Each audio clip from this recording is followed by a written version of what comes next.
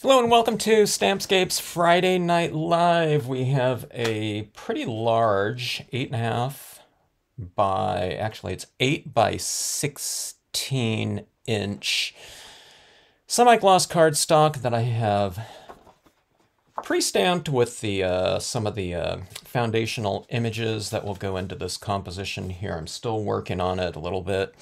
But what I want to do is I want to bring in some really bright tones into this and possibly move into some oranges and reds in those larch trees, which I've seen in photographs, but I've largely been doing yellows, yellow tones. That's the typical color that you see, but I want to see if I can just kind of extend the color scheme of this piece to a little bit of a wider spectrum here. So I don't know. Let's see how that goes. And I don't know, maybe I'll try to use some other bright, potentially brighter media in this combination here. So let's see how that works out. Okay, so let's see here. I've stamped out kind of a left and right side. I've gone a little bit of a rule of thirds type of format here in terms of having this foreground kind of a little bit more dominant on this right side. This is roughly a third here. I didn't measure it or anything like that. The center area is pretty straightforward, but as long as we don't set up everything completely even, like if I had this foreground here and another foreground right here and everything was kind of cut right down the middle, it would have a little bit of an awkward tension to it. So unless you're going for something like that, which you can do for, some sort of dramatic effect or something like that, from a compositional strategy, I'd really recommend having some kind of elements a little bit offset when it comes to landscapes. But again, if you have something going where you want some sort of compositional visual tension going, then you can set up things like perfectly even, like, example, if I had a moon or something like that above a pyramid of Giza, it might be kind of interesting to have it like dead center, with the equal sides of like a pyramid, or like a mountain, with a mountain peak. Hello, Bill and Bonnie, how are you? Yeah. We had a fire here, like a mile and a half from me on, I think it was Monday. So that was a little bit sketchy, but we're in the zone, I guess, next to the ones that got evacuated. And they had that fire out, I don't know, under control, I should say, in a few hours. So luckily that was the case. And if it was we had some really, really high, strong winds yesterday. But if that was the case on, maybe it was Tuesday that fire was, I don't know. It could have been really, really bad. Anyway, okay, let's see here. Crossing my fingers though. We're getting a little bit of rain on expected on Saturday night through Monday morning. So hopefully that's the case all over Southern California. I know that's the forecast for San Diego, but even if there's just a little bit of I don't know, whatever, drizzle, anything would be better than such this super dry weather we're having right now with the Santa Ana winds. Hello, Helen, how are you? Thanks for asking. All right, so that is a pretty dramatic, kind of a panorama, I guess.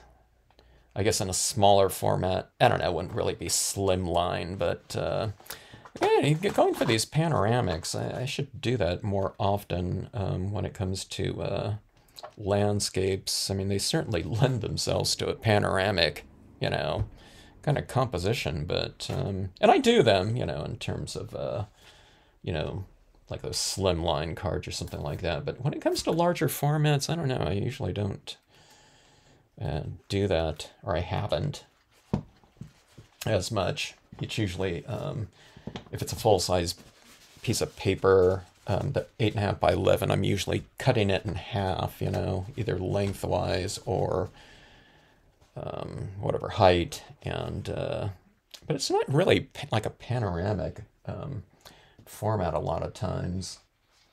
So, okay, so I was going to, speaking of that, so this is 11 by 17 original, okay? And I've cut off an inch off the length because I like to take these larger pieces, and I don't have like colored 11 by 17 pieces of paper, so, but I just like to mount this, and I can mount it with another piece of white, okay? So I can usually, I'll usually cut off an edge, you know, just so it's not going 11 by 17, you know, all the way to the edge. And on this one right here, I was going to go with, it was 10 by, so 10 by 16, you know, an inch off the height and the width. But I cut off a little bit more, and I thought, okay, that looks better. It stretches things out a little bit more instead of having that extra, like, 2 inches up here. And then I'd have to fill it in there as well, but I don't know, this kind of lends itself to this real kind of elongated composition right here anyway. So sometimes, you know, you get rid of a little bit of a height or width or something like that, you know, for the sake of the specific composition. And again, I don't always do that. I usually just kind of, I work it around whatever paper I'm doing. So, but I got into this one and I actually stamped out most of these components in here, and I thought, okay, we need to take a little bit off the top, you know, unless I was going to be adding in some kind of quote stamp up there or something like that. I think this looks better. Hello, how are the Hodgkins doing? How's the temperature in Maine?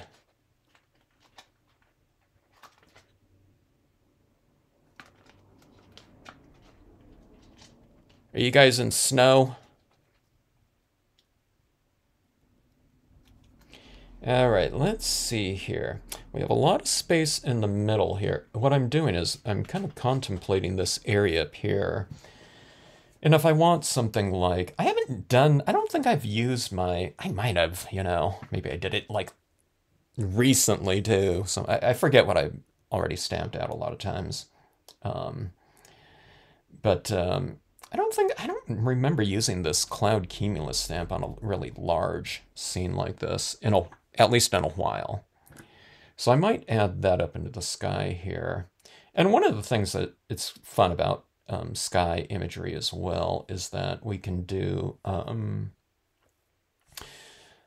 we can play around with kind of whatever configuration you want in terms of compositional structure. So I was mentioning 2/3, a rule of thirds or something like that. So this woman's like right on the third or something like that. So this is kind of weighted a little bit more heavily over here. But then for the sky imagery, because you can do anything you want to with clouds or anything like that, it doesn't matter where you put it. It's almost like an abstract. I can put these clouds over here, and maybe this one's coming over 2/3 into it over here. So you're kind of like, you're going from right, center, and then you're going left over here. So there's going to be more dominant, you know, kind of a cloud structure over here, kind of mimicking what's going on in the foreground right here. So foreground right, midground center, background left, okay? If you know what I mean. Okay, so, okay, let's figure out a color scheme here. I was just gonna go for daytime too, because that's when you'd see a lot of colors in here, but I was thinking, you know what? It'd be kind of cool to do kind of a nighttime type of composition, but still have all the colors of the, you know, of a daytime sky in the trees down below. So let's do something like that, because that's another thing that I'm usually not doing. I'm usually not playing around too liberally with, you know, in terms of, you know, lighting like that, nighttime and daytime lighting, but let's do it here. We're doing it for the sake of drama here. So So let's see. Should I go with black here? Let's do that. Okay, my instinct is to go with a kind of a darker blue cumulus cloud here, but let's just go with black. Okay, so when I stamp this over these trees down here, hopefully I'll retain the silhouette of those trees right in there.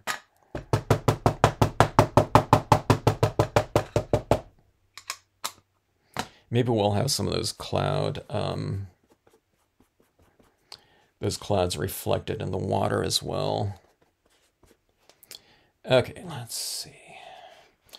Okay, so we'll have those clouds come and we'll end them around right in here somewhere. Okay, so I'm going to build out like this. Now, before I stamped out that cloud, what I did was I took a paper towel and I kind of dried some of the ink on the perimeter so that that edge right there isn't so rectangular, blocky looking. Cold out in Maine, I imagine so. Hello, Roadrunner. Hello in Canada. Where in Canada are you, Roadrunner? I just had to ship out a re-shipment to, I think it was Alberta. During that postal strike, I had to ship via UPS up there to someone. And UPS of all companies, they lose the shipment.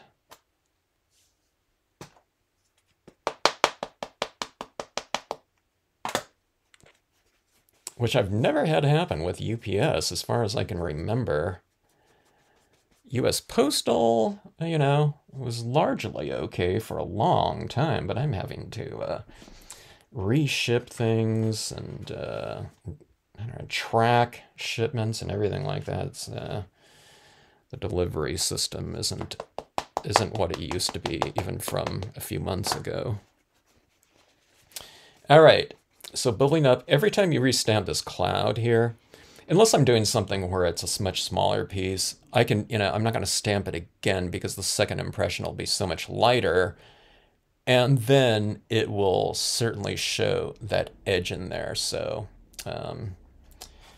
we want to avoid that. So you want to re-ink so that you get an equal valued impression to the one that you did before. Now, if I'm taking this and I'm doing a background cloud, like it represents something like farther off in the distance, and I want to go for a second impression where it's much lighter, you can do that. I think we're going to keep these ones fairly strong, though, for now, the impressions, just because I want to have the ability to use whatever color scheme and darkness I want, lighting scheme, I guess, in the scene. So I want these clouds to hold up to potentially darker layers of color applied. Okay, and if I stamp it too light, we just won't be able to see the clouds if I color over it with a darker color, in other words. All right, let's see. Okay, now see how that really blends in with the other one? It's because I took a lot of ink off of this bottom portion right here, where I stamped it into, another cloud impression in the background like that.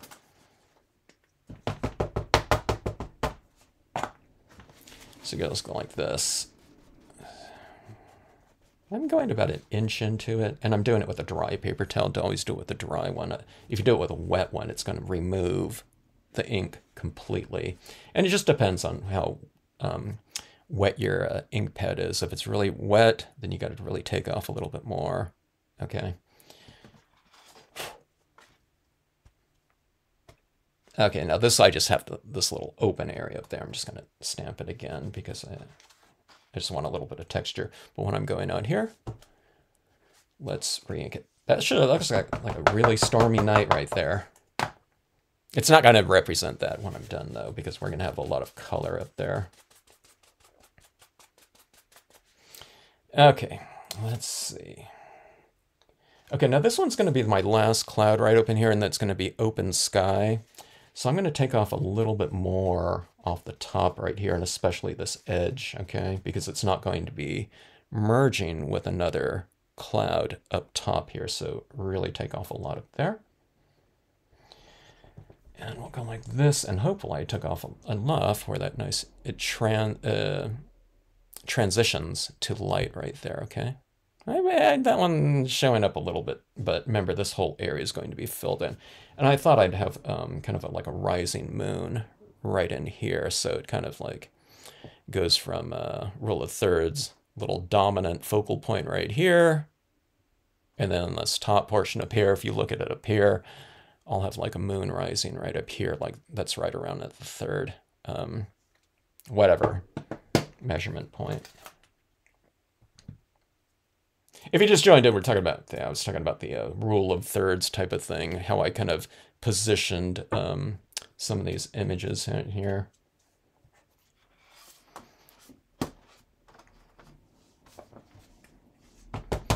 Okay, full moon rising. Let's go with, let me see here.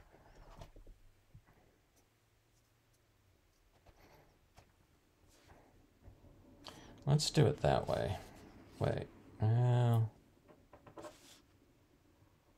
trying to think of what side I want, you know, the lighting to, actually, let me do it that way. We'll have kind of more of that lighting coming from kind of a more of a central location. I mean, it's supposed to be emanating from the moon itself, but let's go like that. And let's give that moon a little bit of kind of value range in here. So I'm removing some of the ink, so some of the moon stamps out a little bit more lighter and diffused, okay?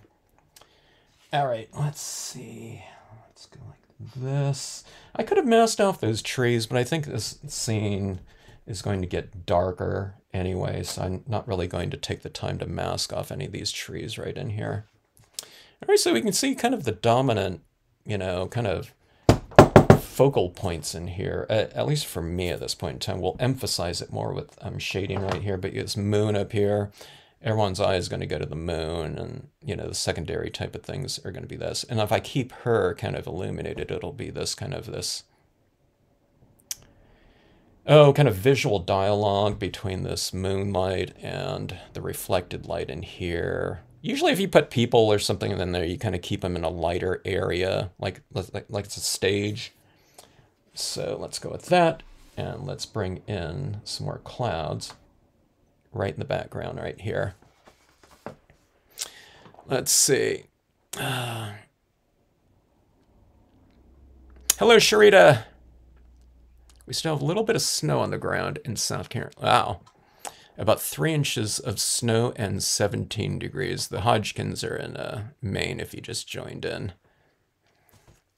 And of course, I always ask them what the weather is out there because I fantasize about Maine. Ever since that. It was the second trip out there that that hooked me. You know, spending that time, spending that week in Acadia National Park. All right, let's see here. Let's go like this. I'm going to take this cloud, and I didn't do it over here, but I'm going to angle this a little bit more like this because you can see where the lighting is coming from on those clouds. Yeah, it's being top lit, okay, like that. So, I mean, if this cloud is above the moon, I would do it this way because now it's being bottom lit by that light source, okay? Now we have this area right out here, and that'll be the last of the clouds. Again, unless I might put some of it in the water too. Weather patterns are screwed. Yeah. You know, of all those weather patterns, I mean, sometimes, like last year, was it last year? Or was it the year before? I don't know. We had so much rain. We had like record rains in California, which is never bad for California, you know, to have it screwed up in kind of that direction. Now, no one wants like mudslides and flooding and all that type of thing either, but you know, the biggest things we're always worried about are droughts. Okay, so there's the clouds like that. Let's go ahead and introduce some of those textures down in this water area as well. I guess I'm going fairly monochromatic right here, and we'll hopefully have some of these colors really pop out in contrast with kind of more of a grayscale-ish or darker kind of background, or I don't know, not background, but surrounding imagery areas. Okay, let's see. I should almost do this in gray though. Nah, let's just do it like this. We'll just use our black. And then what I'll do is I'll blot it off once, okay? Because I don't want these clouds to be as strong in the water, I don't think. Okay. So do this. Let's bring him over here.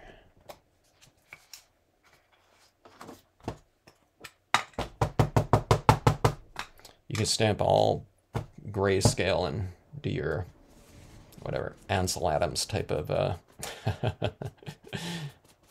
stamping imagery. It's like large format camera. Okay, now see this right here. These clouds are stamped that way. Now in the reflections, I'm stamping it upside down, so it's a little bit more of a mirrored type of thing. All that snow from Texas to Florida and virtually none here in Wisconsin. Oh my gosh, that is really strange. I was looking to see if we still had some snow in our local mountains here, and we don't. I think up in the Sierras we do, like in California, but like at the 7,000, 8,000 foot mark, we had some snow from earlier. I don't know. I don't remember it raining here, but I guess there was enough precipitation that it actually snowed a little bit in their local mountains. Okay, go like that. This is going to really fill in a lot of the open areas. The more you fill in with imagery, the less kind of coloring and everything that you have to do.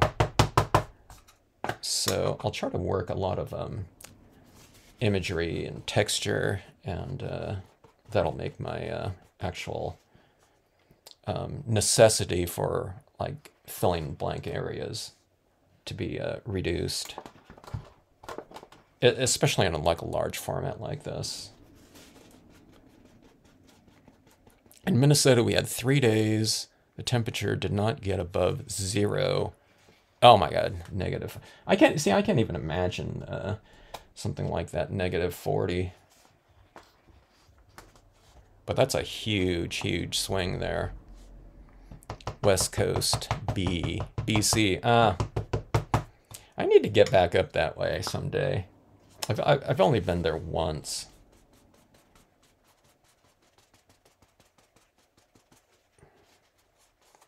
I had a lot of, or still have a lot of relatives though in the Pacific Northwest. You know, Seattle and Washington in general. Okay, I'm just filling in here. I'm going to fill in just with some multiple impressions here, because this area in here is not really going to be that visual. Okay. All right, so that is that. Boy, that is a lot of texture. Well, it looks really complicated right now, you know, and busy looking. And what you do is with color and everything like that, you de-emphasize certain areas, you emphasize certain areas. And when you bring in those shadow tones, it usually brings kind of a busier, kind of a hectic, I should say, layout into more of a, I don't know, whatever, lighting cohesive and mellow kind of a end result. Okay, so that being said, I'm going to bring in even more textures here. I have these little pebbly rocks, and we're going to give the shoreline a little bit more of a kind of a structure. And I'll use this. These are just these little tiny rocks, small, as well. I'm going to bring in so much of it that it's going to read as a little bit of tone as well. Okay, so if you stamp something out, especially like a texture stamp, once, of course, it's just going to read as, you know, whatever image it is. Okay, so you see those rocks right here. But if I kind of go like this, it just starts to read as a little bit more of a textural kind of pattern. And then the more you add in there, in different applications or thicker applications, drier applications, it can read as not only texture, but it can read as kind of whatever, lighting, I guess. It's shadow, but you're defining, you know, we define light through the use of contrast and shadow when it comes to, you know, like stamping, because we're not actually adding light into something unless you are, like with LEDs or something like that on a card.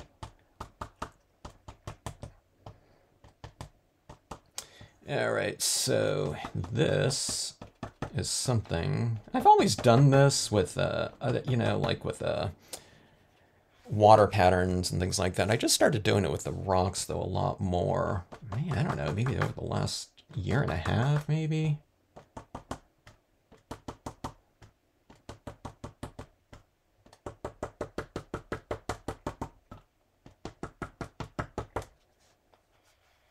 You could have done, I could have done a reflection of the moon down here too.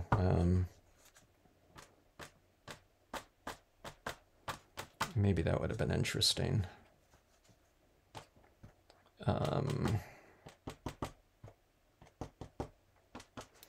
Oh well.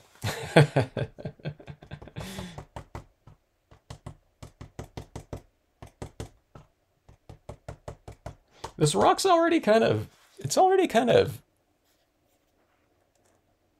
I don't know, it's given kind of a little bit more of a stability to the piece already. Maybe it's not the rocks, but maybe that tone that I was talking about. Okay, now let's do this right here.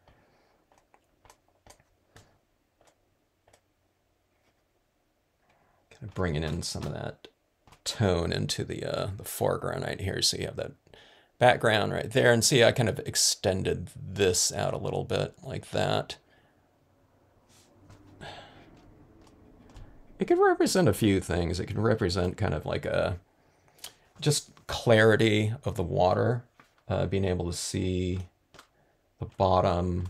It can represent the depth of the water. You know, the more kind of the bottom you see, the shallower it is. So you can talk about variations in depth of something like this. But, you know, from a visual standpoint, you know, the difference between like photography and stamping is sometimes you just add things in because you want some contrast, you know, texturally or something like that. It just looks more interesting. It doesn't have to represent something that would actually be happening in that setting right there, you know, that you would capture in a photograph or something like that. So, all right, let's see.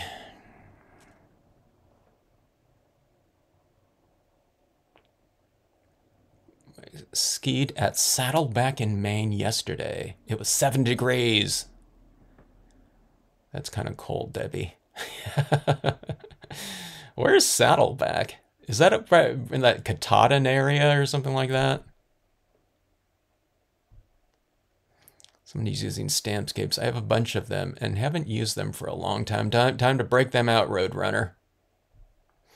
It's supposed to be well above freezing again soon.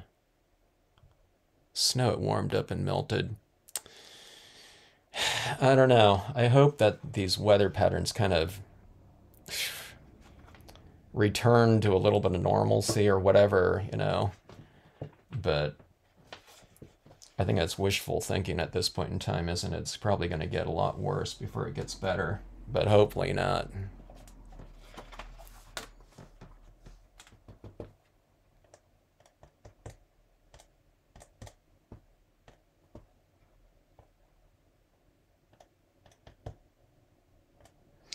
All right, adding a little bit more texture right in there, like so.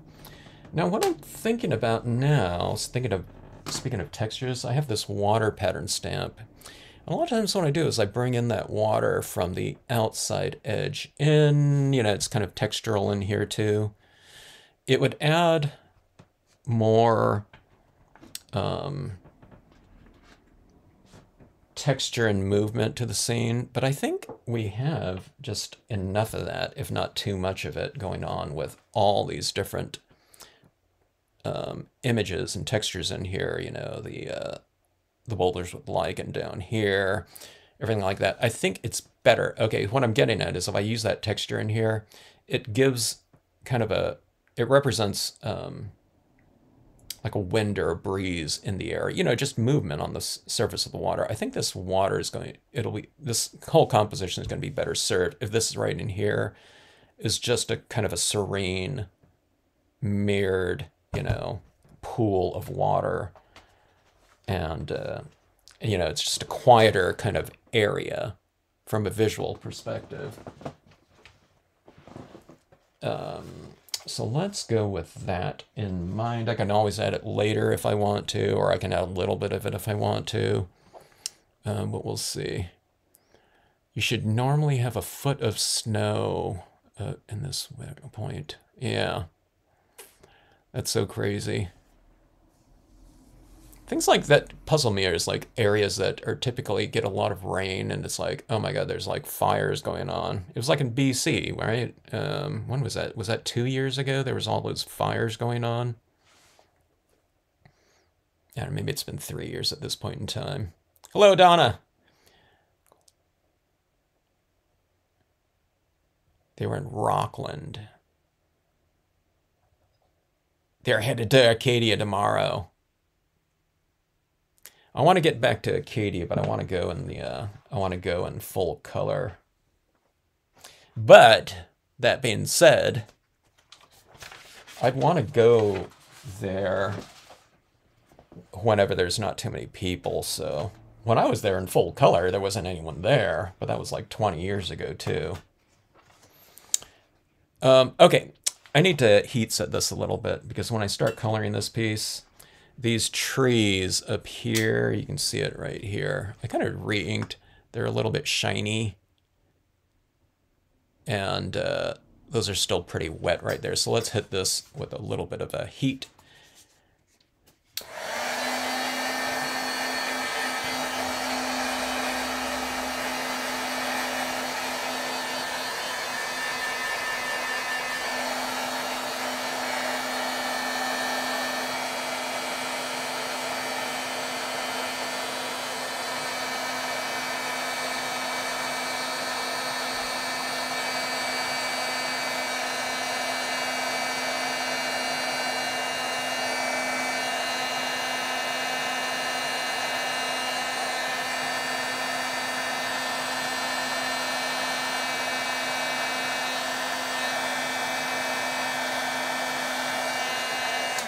I was going to say, this almost looks like embossing. It's kind of like shiny. Well, embossing, it goes from kind of matte to real shiny, but I can see it going from kind of shiny to kind of a matte. Here, I'll do it right here. Let me see if I can hold it at an angle where you can see it. There we go.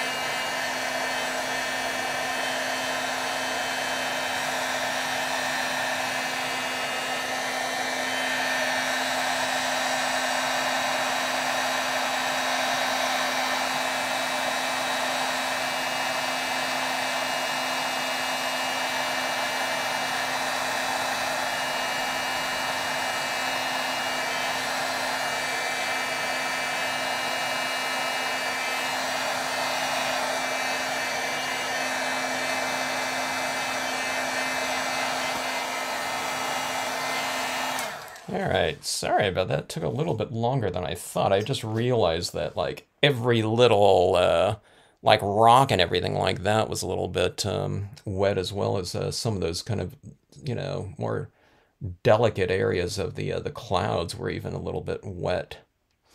So okay, so depending on just how dry and set this is, I still might get a little bit of smearing here, but I plan on using a lot of media on here that's going to get built up. So if the initial layers are a little bit, kind of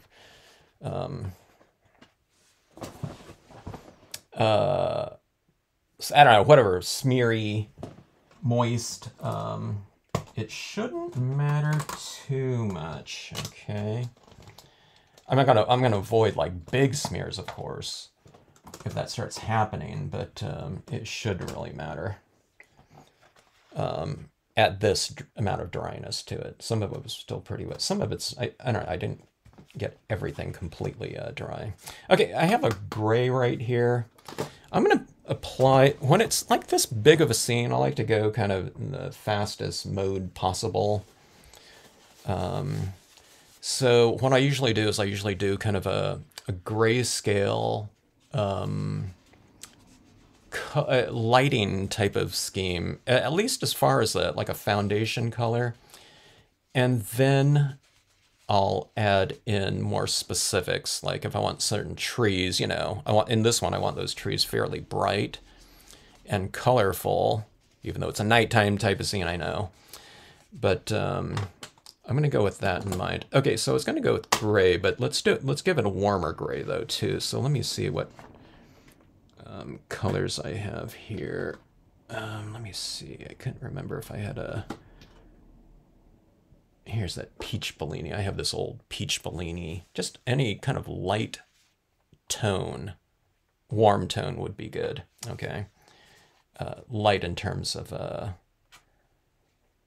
value, but you don't want it so bright though. Like we could say like a canary yellow is light in value, but you don't want that anything like so bright like that, unless you're doing like a warm sunset scene or something like that. So I have a lot of color like this, but this is a big scene right here. Okay, it's a little bit orangish because, again, it's peach Bellini, but again, it's going to be like a foundation color that all these other colors are going to be built up on top of. Yeah, and I say, Debbie, yeah, it almost does look like a forest fire. Hopefully by the end it doesn't look like a forest fire, but let's see how it goes here. Okay, so just in general, the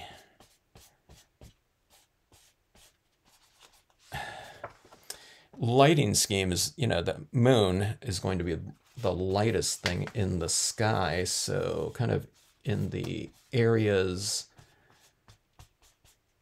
farthest from that, I'll put some tone on them. Now, it doesn't mean I have to tone out everything. I might leave a little bit of light on that cloud right there or something like that, or right here in some of these trees, you can retain some areas of light, like it's reflecting the light in there. But again, this is the lightest color, so that I'll be using. So I do go for a pretty wide amount of coverage with this. with this warm tone in here, maybe it looks even more like a fire, which is kind of a dramatic. Certainly a dramatic type of setting or situation to be stamping out. Probably people in Southern California. That's not the type of drama they want to be seeing right now, though. Maybe including me. Okay, but see this right here? I've kind of put some tone around that moon. It makes the moon stand out a little bit. I'll get some tone on that moon. All right, I'm retaining some areas of lightness on those clouds in there. And that's largely that top third area. We have this big area in here. I want her to kind of stand out in terms of staging. And so I'll probably have this area illuminated right around in here, like it's a spotlight on this character, okay? Now, I don't want it to be round or something like that, although you could. But just in general, we'll kind of bring the viewer's attention on her. I guess it's getting really dry here.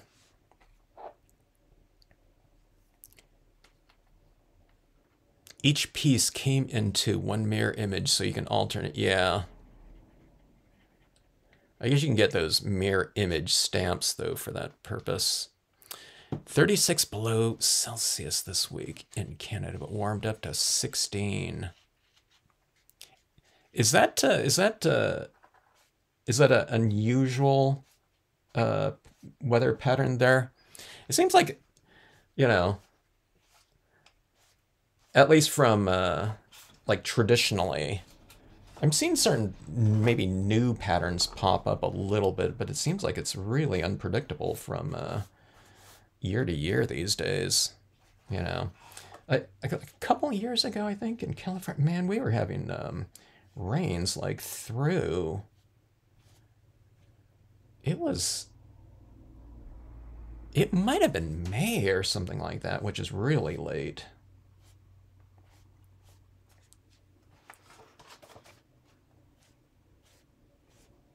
There's this one dam, Oroville Dam, that was like, you know, I don't know, there's like some infrastructure kind of issue with that one, where it was going into the overflow and it was like eroding the entire side of this whatever embankment or something like that. And that was a few years ago though, but that was pretty crazy. But I think I don't know when it was. Like certain lakes are getting we're getting refilled after, I don't know, decade of kind of drought situations. I grew up in Central California, and there were a couple lakes up, you know,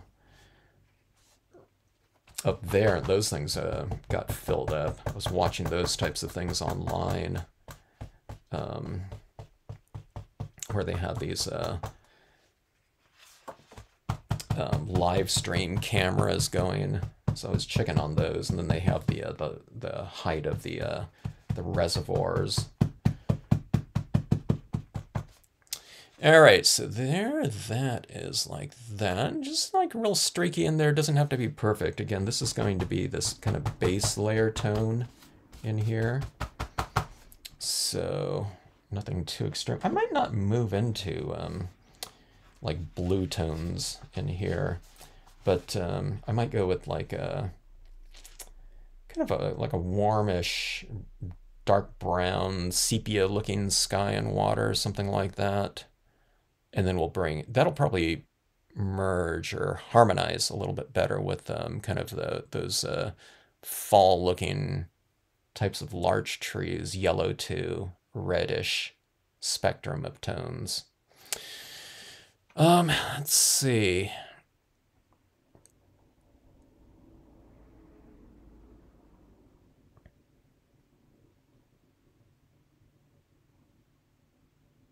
Warmed up today to 20. 30 degrees Celsius. Got it. Hello, Catherine. When do you actually come to the point that you stop stamping? I always overdo it. It's like not enough. Little more. Oops, I should have stopped 3 stamped images ago. I don't know the answer, you know, to that.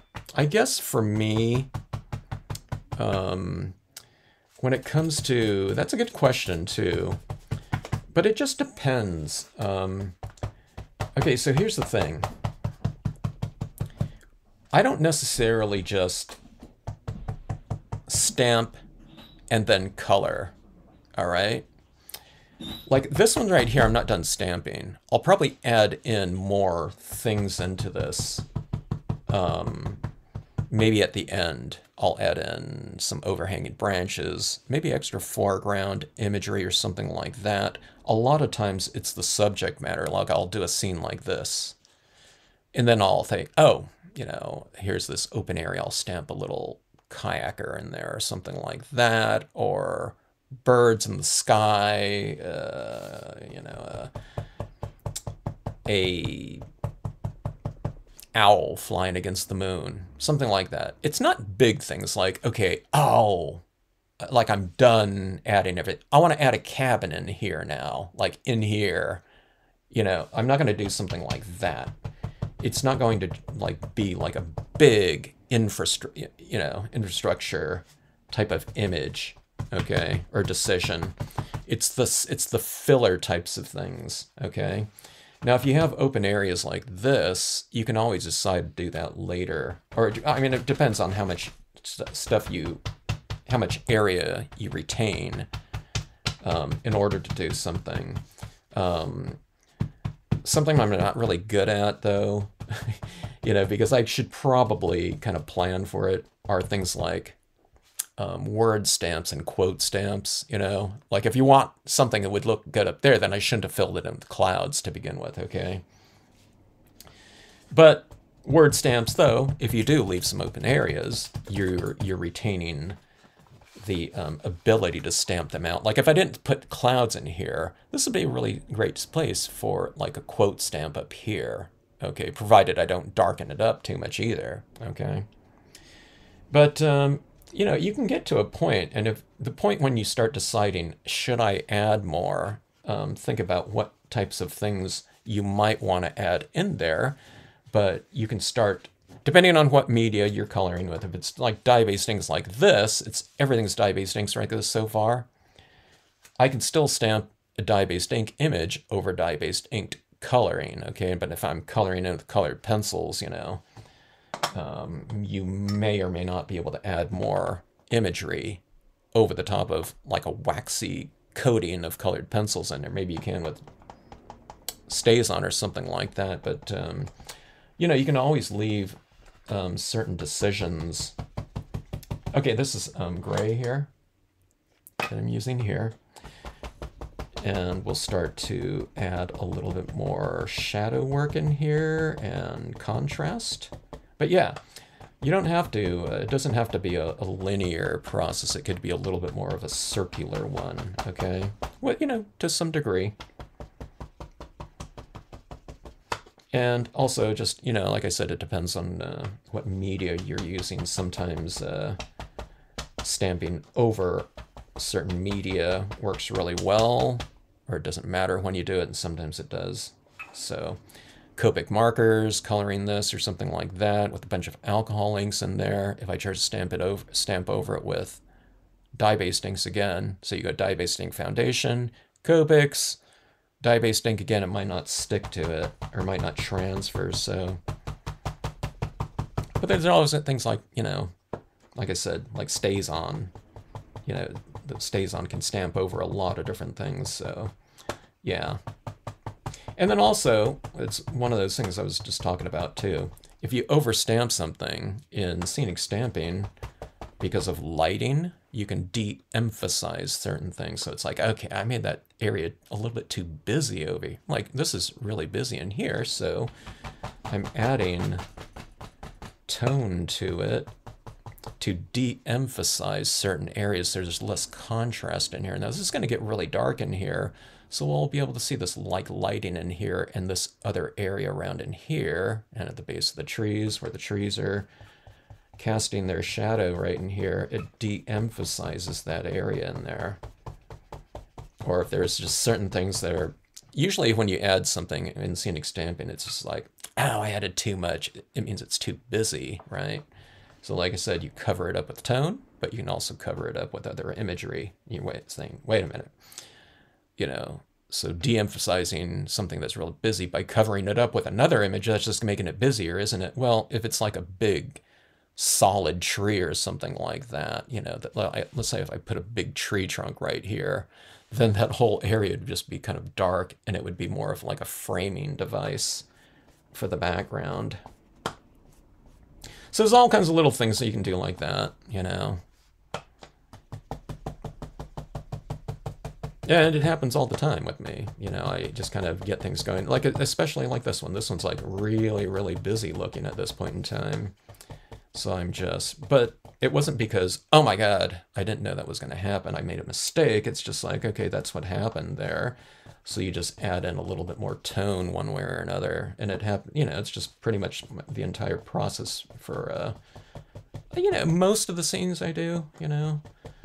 A lot of it's like experiments too, so I don't know exactly how something is going to work out, especially if it's a different type of media, or if I don't use foils for a while, for example. It's like you kind of forget how to use some of those and how it feels in combination with brilliance inks or something like that. So I'm always kind of just compensating for that one way or another. Okay, so this is just going in here, and again, it's kind of adding tone. We're going to add some color to this too. I'm hoping I'm not going too far to where I can't add in some brighter tones into this either. Okay, so at the base of this kind of island back here, so I'm kind of going along the shoreline right here, and those busy clouds down there are kind of, you know, getting a little bit more obscured, okay, because they don't stand out as much because they're getting covered up in the ink here. I'm not trying to, like, eradicate them. I'm just trying to get, you know, I'm just trying to control lighting, and it just kind of happens anyway.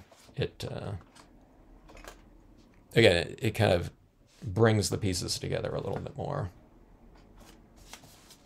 So you're de-emphasizing certain things, and then you're unifying things through the use of colors. You know, you're putting the same color over a lot of different things here.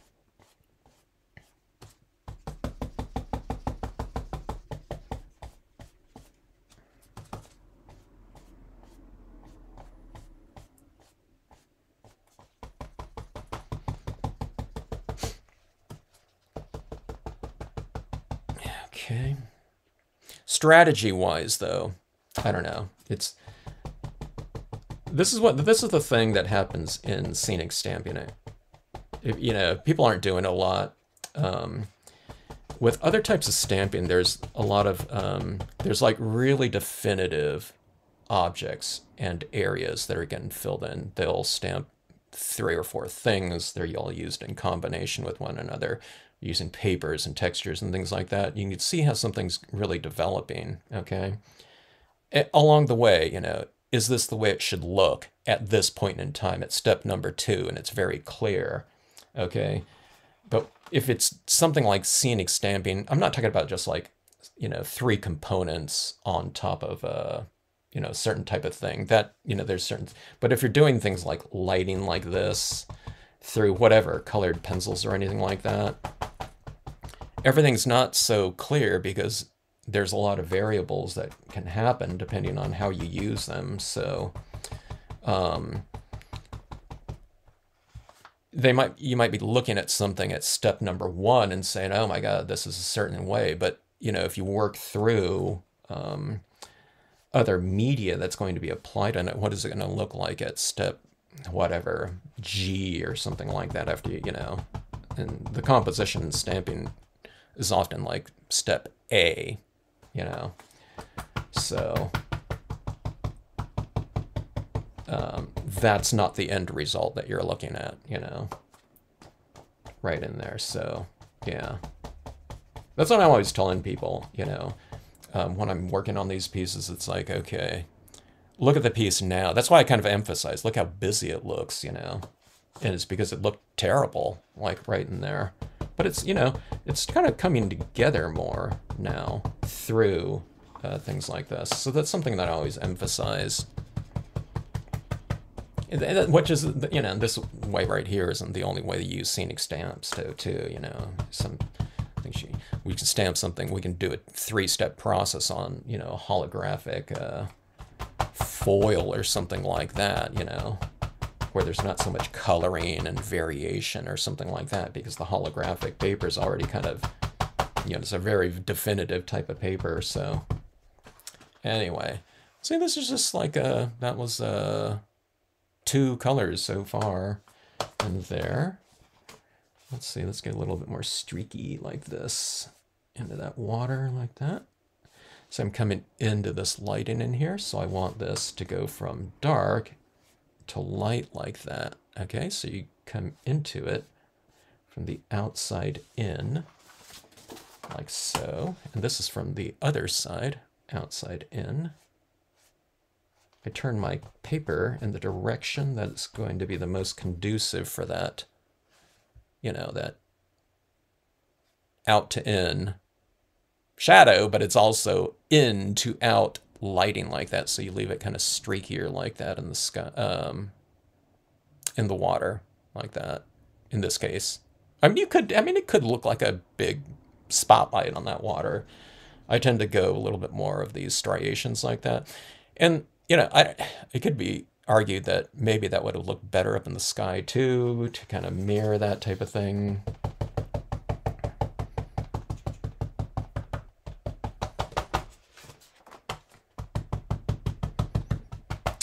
Let's go with that, like so. Okay. Now this is where it's going to go off the rails here. And we're going to see if I can add in some brighter tones. I might have to change up for all you know. It's like, oh my God, that looks like nuts, you know, with too much of like brighter tones in there. But let's see how it works, or if it does or doesn't. Okay, I'm looking for my kind of a duller, earthy yellow here. If I didn't have that one, I would just go with a whatever, canary yellow, or I would just use my alcohol pens, you know. But if you have like some kind of lighter shades of a different color that you're going to be adding into a scene fresh like that, I'd always recommend going from kind of dull to bright. All right. And you can also do things like,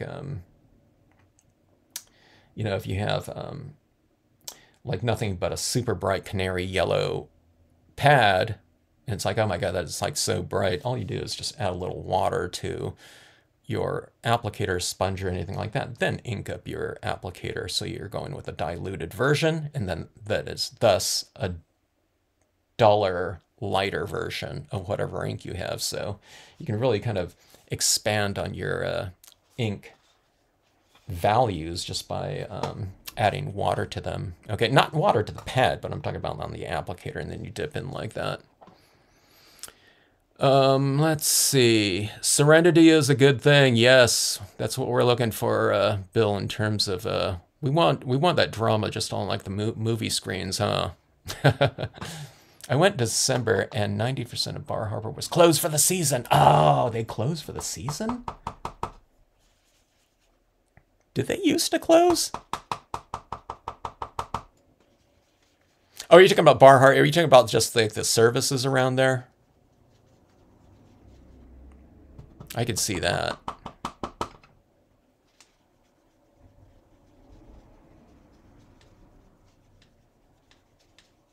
That's good advice there, Donna.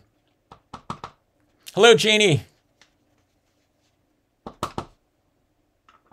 So as I'm describing a lot of this stuff, you know, in terms of imagery usage and things like that, and kind of a process, I don't know, Jeannie's here. So I don't know if anyone that uses, like, on a regular basis,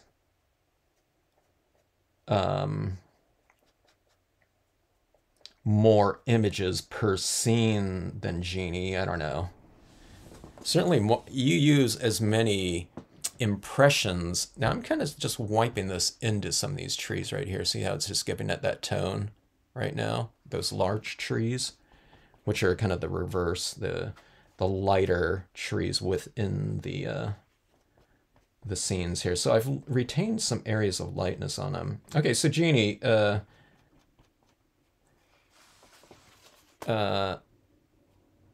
when you're stamping, I don't know, why don't you answer that? When you're stamping your compositions out with all of your different imagery, Now, I don't know if you're probably not even thinking about this at this point in time.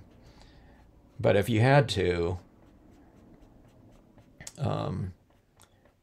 how do you know when you have enough imagery stamped out? When are you stopping your stamping portion and getting into the coloring, the lighting, the painting, and all that in your pieces?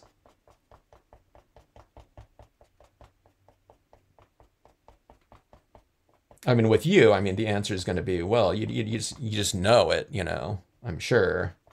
But if you had to kind of analyze it, how would you kind of break that down? Like, see, I stamped that. This is like 2 images right here in my scene right here. Okay. Like from this area down, if it was Jeannie there, I don't know. It looks like, I don't know how many, but it looks like there would be 12, images in hers. Maybe just from the amount of layering that you do with the same images. I don't know.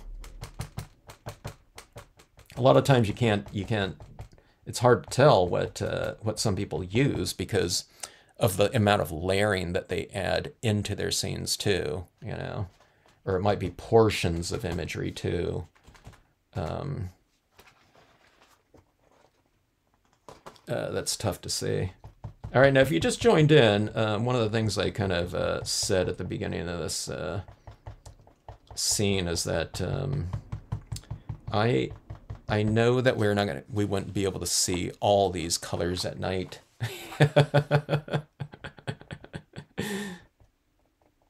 But we're doing this anyway because it's supposed to be, I don't know, whatever. It's just a kind of a, it's an impressionistic piece that we're going for here. So I'm having warm tones, under the moonlight here.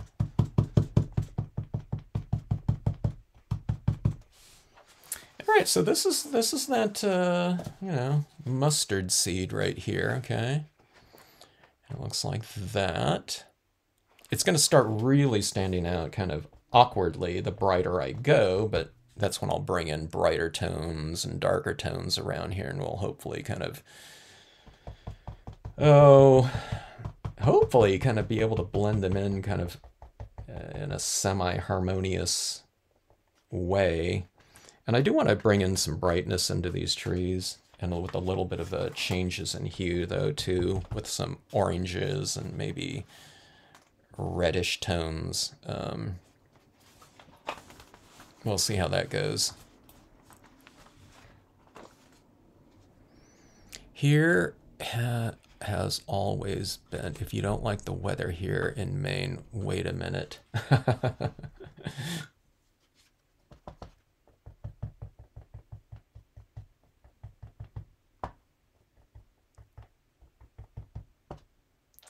One of my, a photo that I took back in the days of film, one of my first, I think it was my first trip there. I was at the Glen Cove Motel. Was that the name of it? And it was super foggy. And they had this little, I think they had a little pond or something there. But it was super foggy, and it was kind of illuminated, and the photo I took was of just right outside my room. I had to put my little camera, little point-and-shoot camera, up on the railing there to, for probably a 2-second exposure or something like that. But that was one of my favorite travel photos.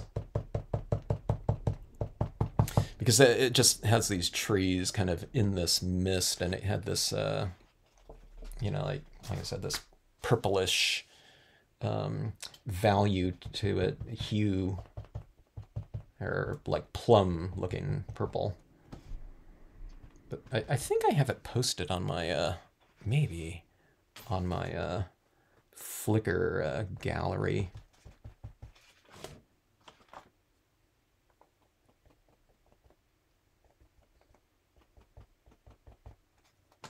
All right, so adding a little bit more, and it's becoming a little bit more, I don't know, intense. But again, this is just kind of a duller color of a version of yellow, okay? All right. I don't know if I need to add more dye bastings to those trees. I might just keep it like that, but I think I'm going to go for some brown tones now. I think I'm going to go like with browner tones, and we'll kind of go into this kind of sepia-ish looking color scenario here.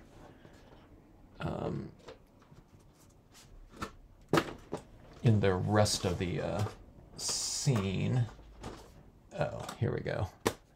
Couldn't find my my brown tones here.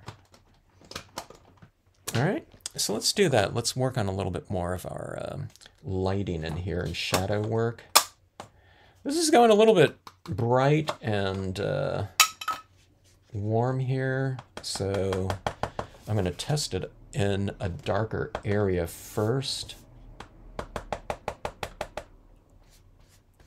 Like that. See it? It's a decent amount of change right here. I think that's going to work pretty good. It's kind of like a walnut-ish color. Maybe it's a little bit warmer and bright, at least than the Distress Ink brown. Let me see if I have a re-inker for this one here right on my desk. Got a couple dark browns here. Oh, here we go. This will make it go a lot faster here. Big scenes like this, semi-gloss cardstock, it's really absorbing my ink really fast. A lot faster than, say, like a glossy cardstock. Okay.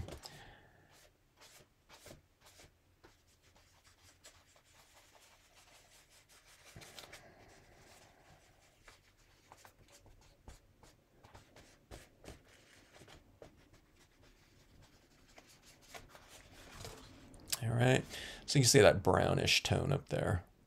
So we're talking about this looking like a fire in the background. Maybe this is like it making even more so. All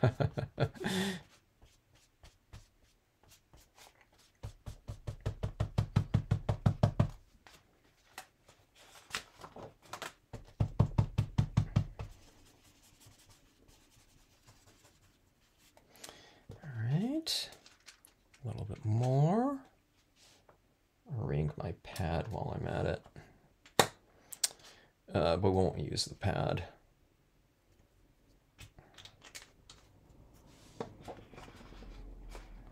All right, where'd my lid go? Here we go.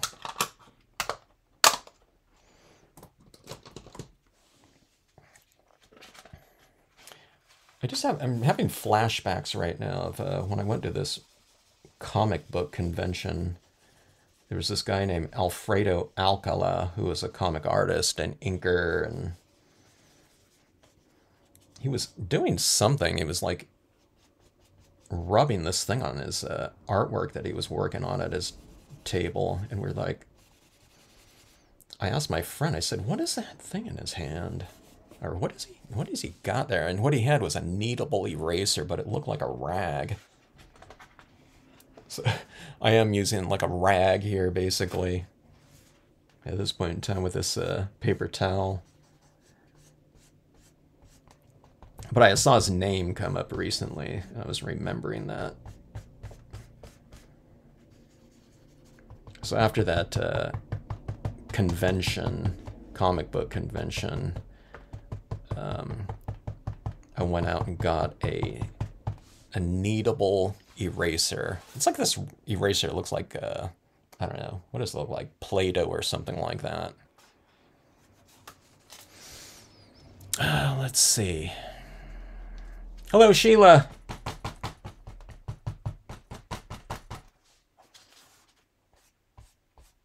How's it going, Sheila?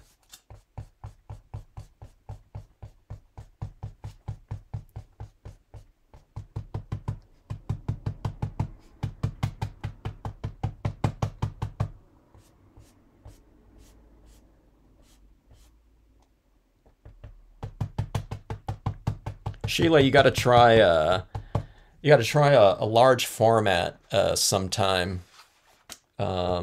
You know, with whatever technique you want. If you have like a piece of or you go, you know, or it doesn't have to be like this big, but you know, 8.5 by 11 or something like that.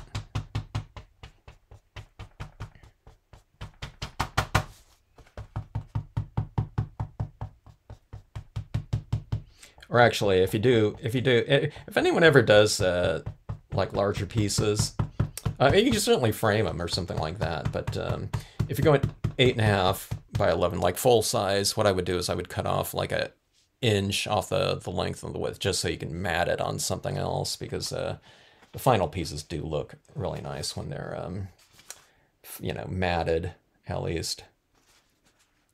Which I didn't always used to do, but I do it a lot more these days with almost all my pieces.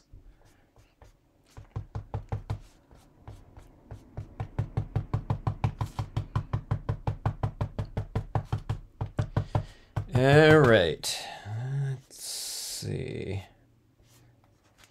See that streak? I don't know if you can see it right there. That streak's a little bit warmer in tone. Like that. This is really dry brushing it now. It looks like the colors, I mean, I haven't had any smearing after I heat set, so that heat setting worked out pretty good. Which I should probably do more often. Okay, so that is the brown there. All right. It's coming together a little bit more. Let's see if I can. Okay, so that was a little bit of a watered down brown. Let me see if you can get darker using an existing color of whatever you're applying. If you're going to go darker, you don't always have to, but see like that right there. See that difference in that color right there? It's also brighter. I would suggest using more ink before you go on to your next tone. So I'm getting pretty close to, well, I'm moving towards a dark brown, which is a lot darker than this one. And then we'll go to black. And I'm going to bring in more colors into the trees, of course, too. But this is just in terms of the setting coloring here.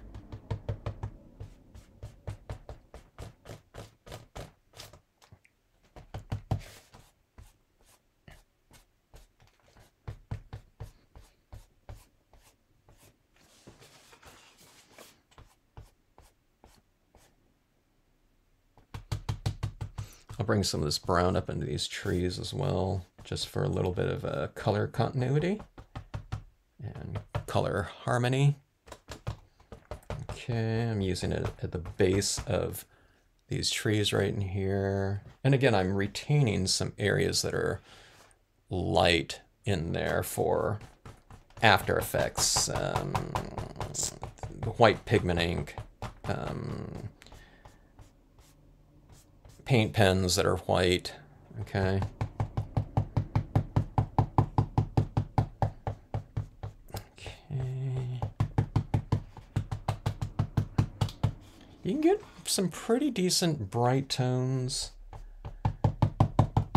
on semi-gloss paper. I guess you can on matte too, but you know, typically the more media retention, surface retention, the brighter, you know, some end result can potentially be, because it's just simply because it's, you know, the more sealed off a piece of paper is, or surface of whatever type,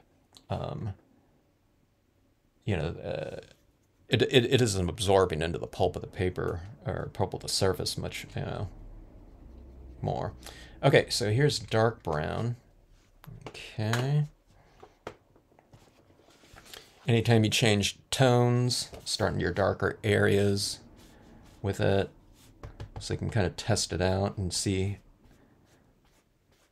how much darker it is, and plus if it's way too dark or something like that, or the contrast is just too much, it's not going to be a big deal because it's in the darker area anyway. Okay, so see like this. So it's quite a bit darker, you know, with this one. It has a lot of the other brown mixed into it though, still, but I added in slowly at first.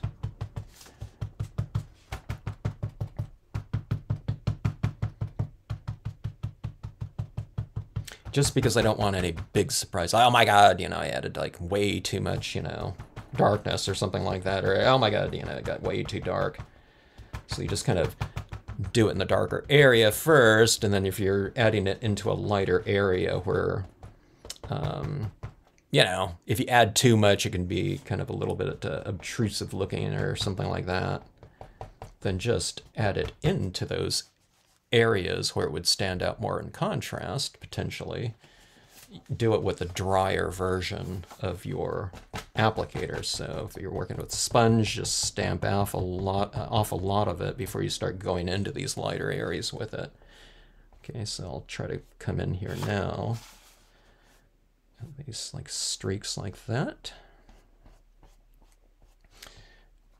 And I don't have to worry about getting this like really bad streak, which I might happen to me, you know. So I'm not like a really great painter or anything like that that has a lot of touch, but I just control it with the use of dryness there to get a little bit more of a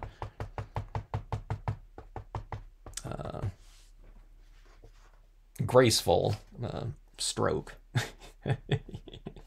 I mask the lack of grace just by using drier media, okay? All right, let's see.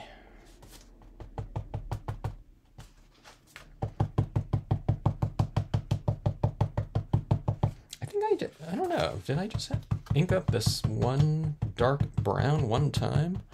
So one inking, I think that was the only time I did it. It really goes a long way. Or can. All right.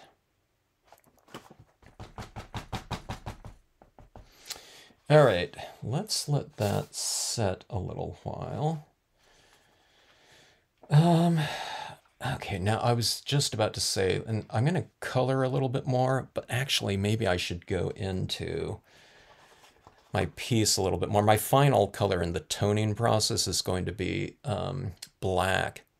And I was going to add in some tones in here using my alcohol markers into my trees, but the thing is that these dye-based inks don't apply well over like a sealed alcohol application. So maybe I should do the go into black right now. Why don't we do that? Okay, I'm not going to add black in ink or fluid to this. That would just be too dark. So I'm just going to use my pad and get less ink on here, just because dark is so dark. I mean, black is so dark.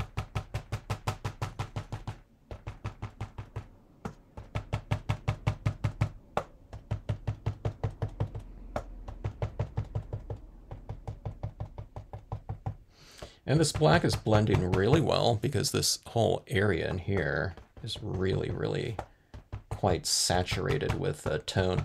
As a matter of fact, I can't get really super dark right there because it's just not transferring onto here. You can see how wet and moist certain areas of this cardstock are just from kind of getting a lot of I don't know, that's almost like super saturated paper, surface and paper on here.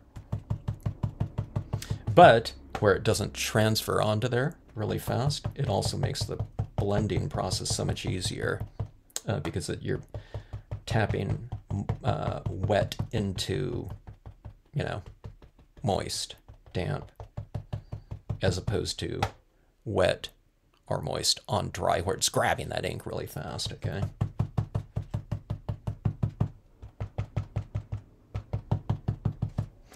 All right, so you can see the difference between this side right here and this side right here, you know, the difference in contrast right there.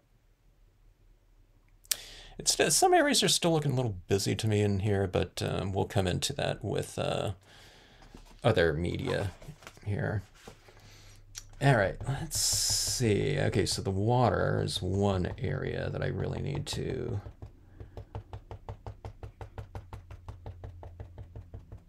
kind of get resolved right in here. I'm being careful right around in here because this lightness goes way out here. So I'm just kind of tapping a little bit, like in that area.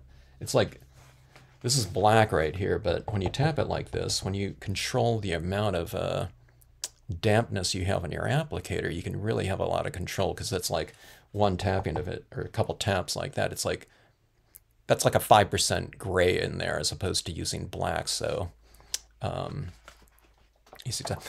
I stop when it looks right. I keep standing back. That's a really good idea right there. You stand back from it. I put my paper on the floor.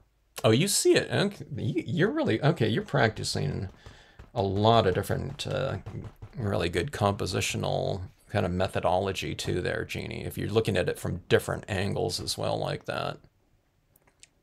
Hello, Julia. How are you? Glad you like the layout. It's kind of fun working large like this once in a while. It kind of gives a different kind of, you know, look to the stamps as well. I was liking Deanna did Deanna Tubsidio did what was it, those, oh, Clean and Simple. You know, there's this Clean and Simple Facebook group. A lot of it is just like, you know, it's like where there's there isn't much stamped on a piece, or, you know, it might be complex, but it's just like, it's clean. Like a lot of things are white. So she just stamped on her card like one little stamp or two in the corner, I think, and might have had like a quote or something like that, but she just colored that one little item like that. So this would be like the opposite here.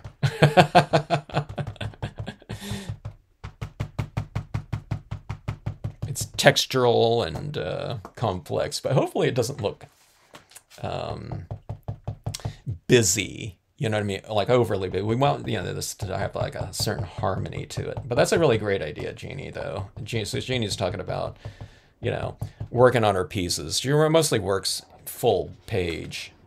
So kind of standing out and looking at something from a distance, you know, is really key. And that's also what I'm always saying when you're working on things like applying tones like this. We tend to get a little bit more tunnel vision on the areas that we're applying something. We're applying color right there, adding in, you know, some, it could be a really detailed type of application of some medium, acrylic paint pens, you know, fine point paint pens or something like that. And you're just doing that in different areas. So it's good to kind of like, you know, you look at it closer, then, you know, you zoom out, you know what I mean? Or you can physically just look at it across the room too.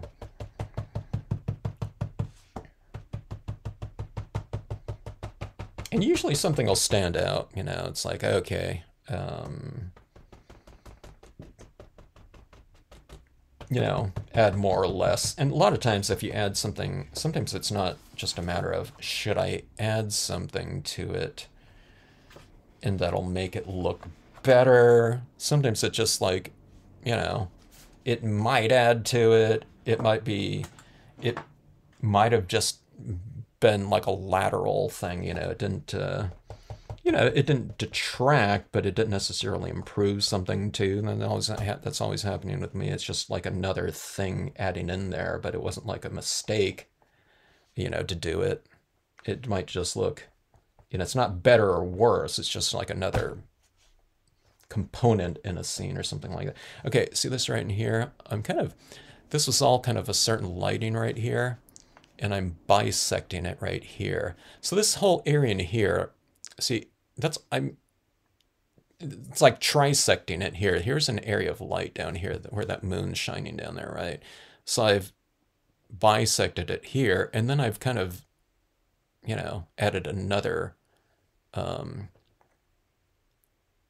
line of whatever lighting definition in here. So it's like trisecting the light. So it's going light, dark, light, dark, light, and then the foreground's dark. And that's the same thing like in here. It was all light right here, so I'm kind of like putting this streak of dark right across here just to bisect it up a little bit, so it's not like it's a little bit more, there's striations, there's variations in there now, okay? And that's what's kind of happening up here. It's kind of in the natural thing of it, though, because the clouds are a little bit darker anyway, so it's going from light, dark, light, dark, light, dark, light, like that, okay?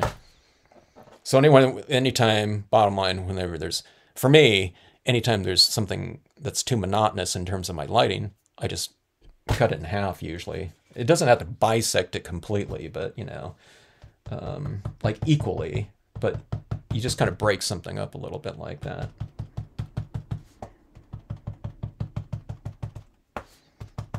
Okay, so adding this black around in here, I think...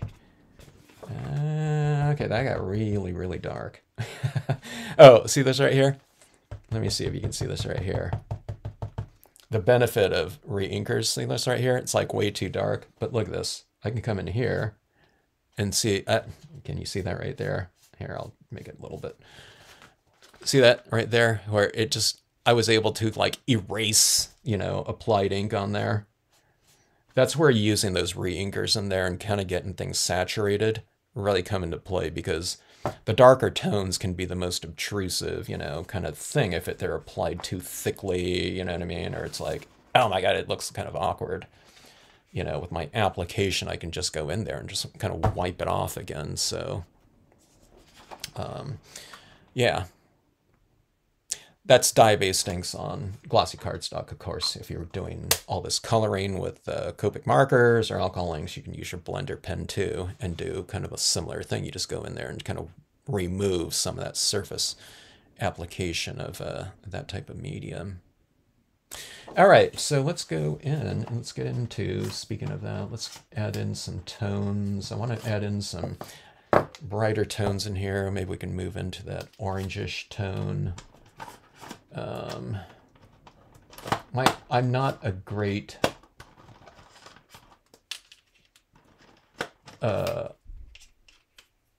or like even marginally skilled alcohol ink blender colorist, okay? But I'll add that in, and like I said, if I don't see something that I like, I'm just going to kind of wipe it off, or, I don't know, eradicate it with whatever. But let's see here. Let's do this type of color scheme right here, okay? So brighter tones. I mean, it's like a similar color scheme in here. There's nothing like too crazy. I made this red as a little bit, but I don't know, let's just see how it goes. I'm rambling here because I, you know, this isn't something that I use these, but I, you know, kind of the amount of color that I want on some of this is a little bit more than what I typically do, just for the sake of a kind of this nighttime bright color experiment right here. That moon's a little bit too bright for me too, so I'll be adjusting that as well. All right, so I'm just going in and kind of scumbling around some of this yellow here. I'm not just coloring in the whole tree, okay, because I want some variation in there. So what this looks like, what I'm doing is I'm kind of going like this, you know. That's my application right there. And again, because I want some of that lightness to be on some of those branches still.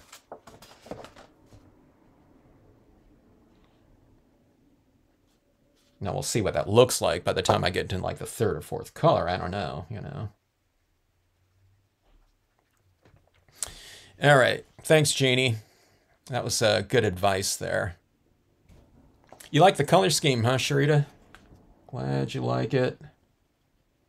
I was thinking, my original thought was it was going to be more like a night sky with blue tones in the sky. I think that would look nice too, but I think if I did that, if I stamped out my clouds in blue, I think I would have done it that way. But when I started doing it and I saw how dark my ominous, the clouds looked, I think, okay, let's go with kind of a more of a sepia-ish nighttime, color scheme.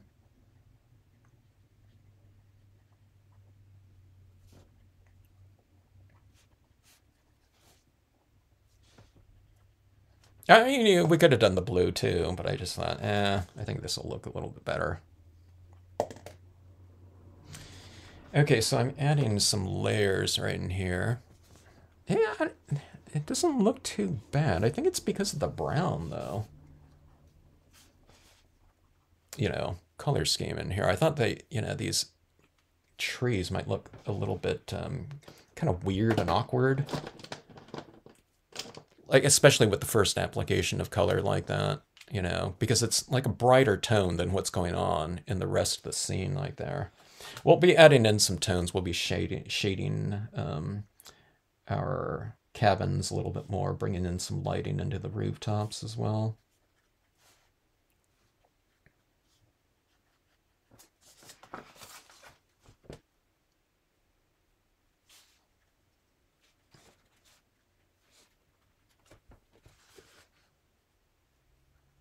Someone did one of those nighttime cabins. I don't know. It was a couple weeks ago. It might have been one of you in here. But, the interior lighting, the way they did it with, I don't know, it was like orange tones and yellow or something like that. There was like two tones within the windows there on these night cabins, and it would look really awesome. It looked like the interior lighting would be like like from a fireplace or something like that, and they did it better than I do or have done. It's like, okay, that's my interior lighting that I want. I'm gonna have to remember that. All right, so we're going into some oranges here. Okay, and I'll scumble that. I'll kind of do it. I'm kind of doing it on the bottom side of the the bows here a little bit and retaining some of that yellow there. Okay. And one of the things I noticed in like some photographs of larch forests, sometimes it's like, the colors in a certain area distance wise, the trees are, I don't know, they're in a different like stage of color than the ones like on the other side of the lake like that. I don't know. Is that the way it looks, sometimes?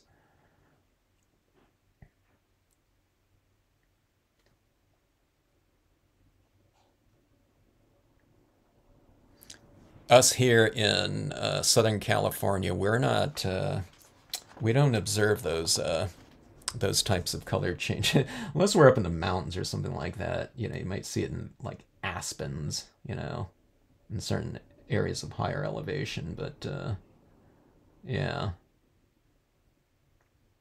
we don't know those things.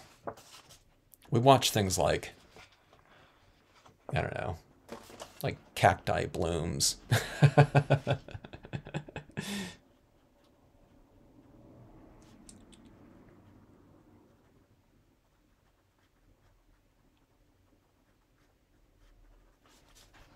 Or it's more like sagebrush or something like that. But what I'm going to do here is I'm going to bring in, maybe we'll have some of these trees kind of more, a little bit more reddish. That's what I haven't really done too much of,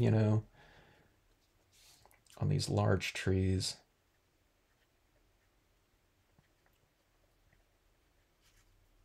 I think it was Larry on the Facebook group. He posted it, and he did the trees like on a certain composite. Like that one tree was like reddish, the one was like orange, and another one was like yellow. So there was a lot of variation in them like that. Really distinctive. It was like a small card, but I thought, okay, I need to do that. I'm not doing it here, but because I already got yellow on everything. But that looked pretty cool, having those really definitive color changes like that, or from one tree to the next.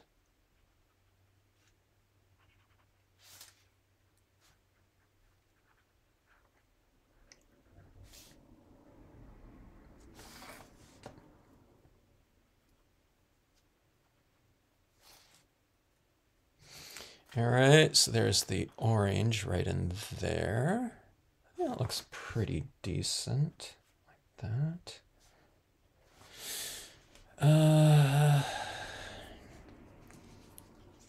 Thanks, Bonnie. Yeah, it's kind of coming, it's kind of getting there, huh, Cynthia? Okay.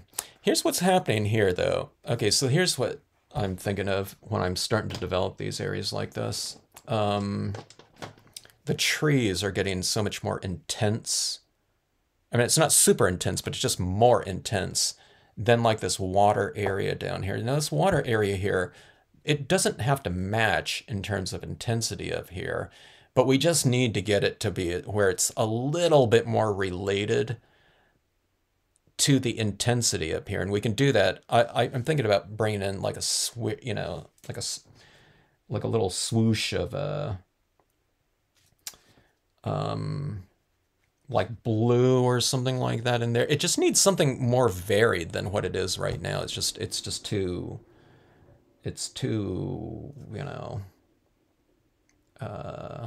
nothing. you know, from where this is probably going to go with these trees. I don't want these. I want these trees to stand out. I mean, that was kind of the purpose of kind of more of this monochromatic background, but we want it to blend in a little bit more than in what it is, I guess, is the thing. In terms of maybe finish. So, I don't know, maybe like some alcohol inks down here too would be good. Or colored pencils too. And I still have those Inktense ones out here. I don't know if I'm going to use that on here. But, I don't know, something like that can be done. All right. Okay, so I used some green in there. Here, let me put some of this green right down in that surrounding area too. There's like these little grasses at the base of these trees in here. It's not going to look green because I'm going over the top of brown with it. But see, I kind of carried that down here a little bit more. And I think that looks a little bit better. All right. Let's go in with some red here. Why don't we do this? Let's like see if we can pop out a little bit of a couple of these trees in here. I won't go too extreme. And we'll also go back in. I go light to dark, and then I go back with the lighter tones with alcohol pens for me, because I don't know, I'm able to blend them in a little bit better that way. Okay, so there's that. And let's just choose. Let me just pick this one right here just because it's the lightest one right here. If I can still add in some red and have it show. Like that. Why don't we do it 3 ways? We'll do like either this one or this one. Maybe this one right here. Or maybe, I don't know, maybe 2 of them. Let's do it like this. I'm looking for this kind of this triangulated type of thing right here, between these 3. Well, now it's 4, but I don't know, I thought it looked a little bit more balanced by going with another one right there. Like that. Okay. I think that red looks okay. Now let me just go back in with, I'll grab one of these yellow ones, and before that red kind of sets up too much, I'll go in and blend it out. It's not like, we're not using that, whatever, like Yupo paper or something like that, but you can still blend this out on this type of cardstock as long as you've laid down a lot of the undertones of alcohol in there. You can kind of go and spread this around a little bit. And then if it doesn't, I'm going to be going over the top of it with a little bit of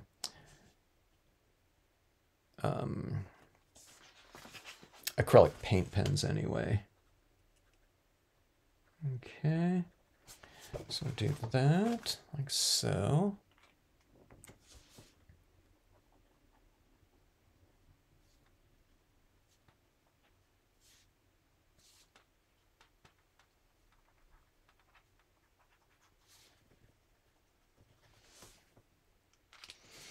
All right, just like that.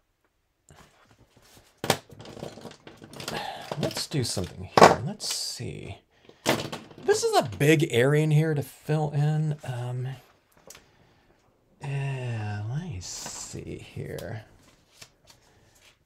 Let me add in some of this. This is beige here, alcohol ink. Okay, it's not darker than anything down here, but it just has that same kind of, you know, alcohol ink consistency that's in the trees that I just want a little bit more.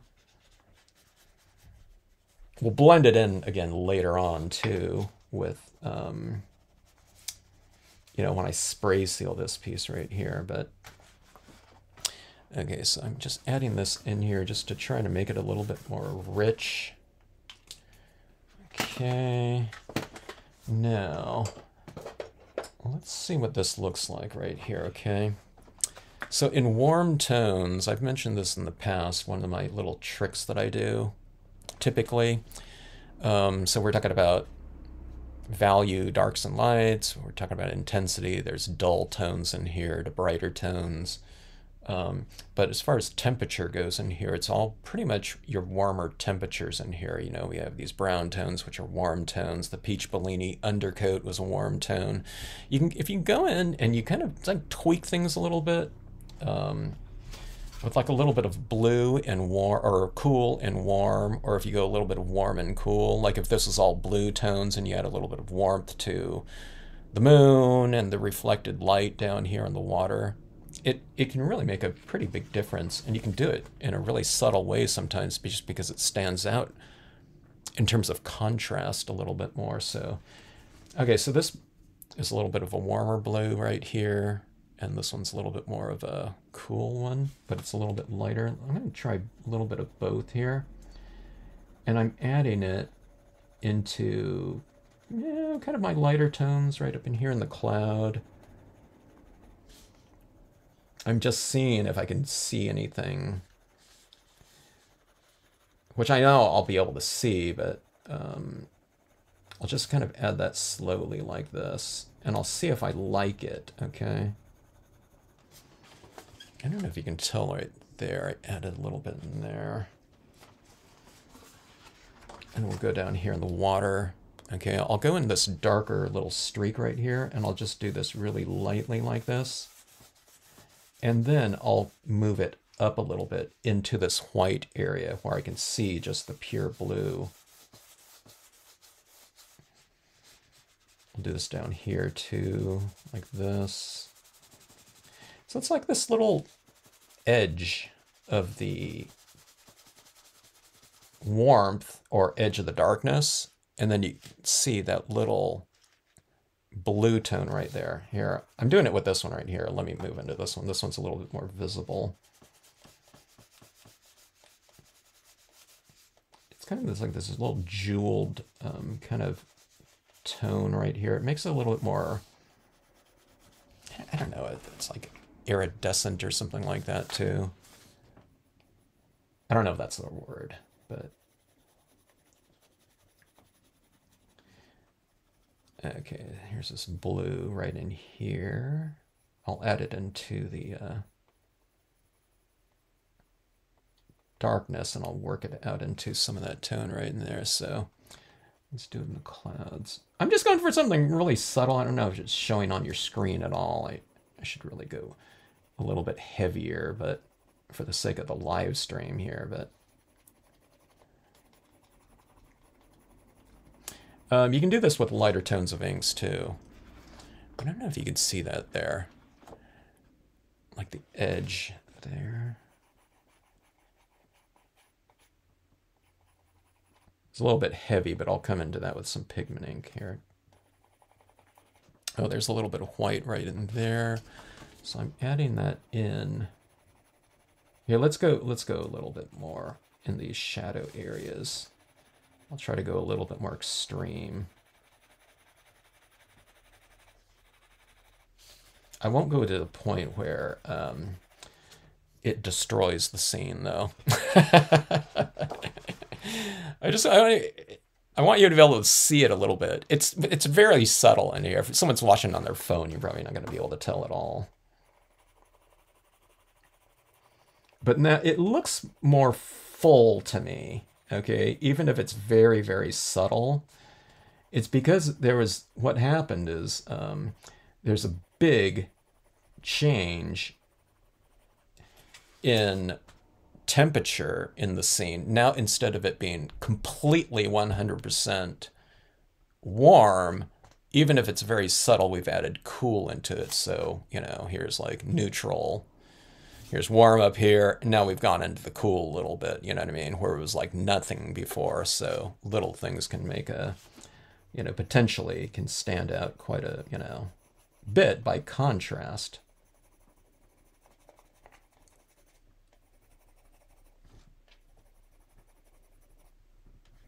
Oh, here's another cloud right here. Let's do that. Let's come into that a little bit.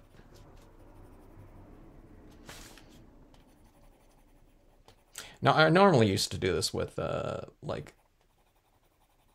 inks, like aqua or salvia blue or something like that. But there's just so much more control over it with like a colored pencil or like a super dull. I don't know if I have one anymore. Like a alcohol marker. The alcohol marker that I used up a lot. I might have tossed it. Was a super, super light blue. Like this one, it might have been this one, but it's really dry at this point in time.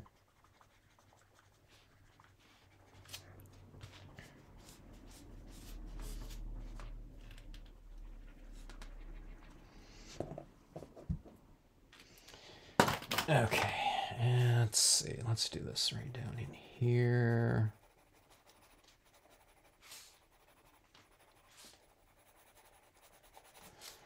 Something like that. That little bit of a tone down in there. And there is your enormous blue change.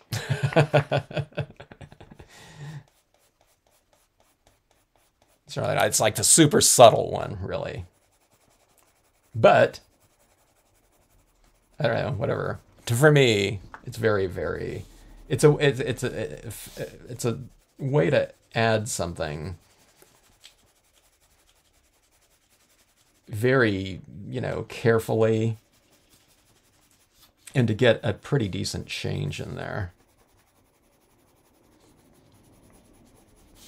From where it was, especially, like that. All right. Okay, so that's not that. That's all, but let's go in and add a little bit more. Here's some brown tones like this, working with like a paper towel like that. It's not exactly the best tool for kind of precision areas and details or something like that. So I can come in, add in some other tones in here and get under objects and add rocks. I can tone in the shoreline a lot more strategically, like right on a certain edge, shadows underneath trees maybe, like that. So you give things a little bit more mass by adding in that kind of anchor point shadow. Like something like this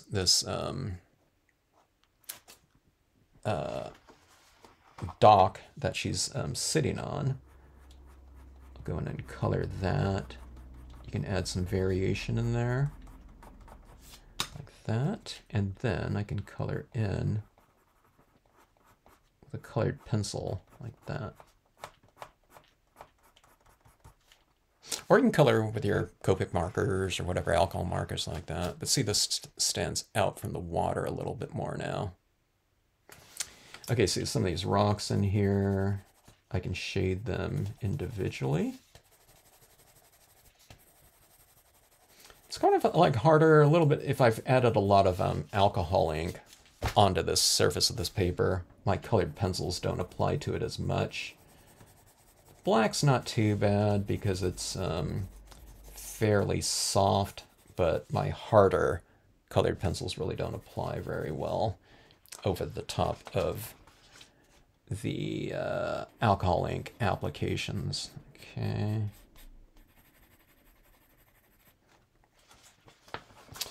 All right, let's do some of these rooftops here. We have these rooftops right here, which there's some shadow in the design itself, but what I'll do is I'll transition it a little bit more with color. Like that, I'll go a little bit kind of darker on the bottom slope, and the top of it will still remain nice and light. You can color, you know, your rooftops whatever you want, but I'll stick with our kind of general color background scheme of browns like this. So again, it's like a little bit darker on the bottom slope, and top is a little bit lighter. That's what I usually do for rooftops. Or sometimes I go, if it's a long one like a covered bridge, I'll go like distant areas a little bit darker, and I'll transition to lighter closer, you know, instead of top to bottom. Sometimes it's both ways. Something like that. So see that rooftop like that, get some darker to lighter like that.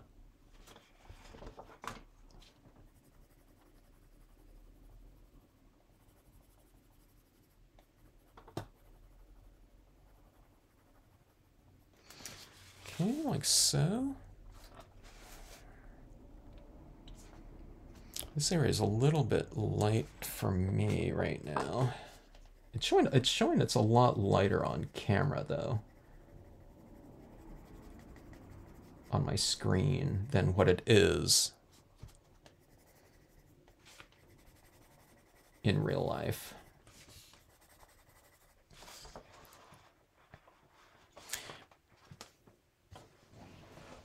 I watch nature all the time. I love the naked trees. Here in the south we have mostly green all year. Some kind of spring. Yeah, I'm with you, Bonnie. One of the things about naked trees is that there's a lot more like gesture to them. I mean, you know, when they're full of movement with any breeze or anything like that, and variation in light. But kind of the skeleton of the tree, the bare trees, you know what I mean? You can really see the, you know, they're more gestural, to me, that way.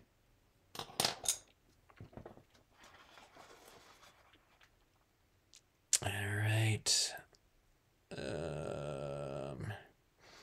We can like use something in here. I'm not sure what I want to do in there yet. Let's see. Let me get a little bit more tone on this moon too, I think. Okay, I want to add in those gray tones in there. The thing that always kind of stands out to me are like clouds too. Anytime I see, this is a really good thing, you know, everyone's in different locations. Take a lot of photos of things like interesting clouds. Don't do it while you're driving though, but take a lot of different interesting pictures of clouds, and then you can kind of, you can either incorporate those types of looks and use it as reference material, or you can actually stamp on them if you print them out, you know, on some photo paper and use them as photo stamping things. But sometimes in looking at kind of the shapes of clouds and things like that, it's like you start looking at it and it's like, it helps us become a lot more aware of like light, you know, and kind of observations of light, even in like subtle things too. If it's like really like a foggy kind of atmospheric day where there's not a lot of variation, like hard cumulus clouds against a blue sky or something like that. But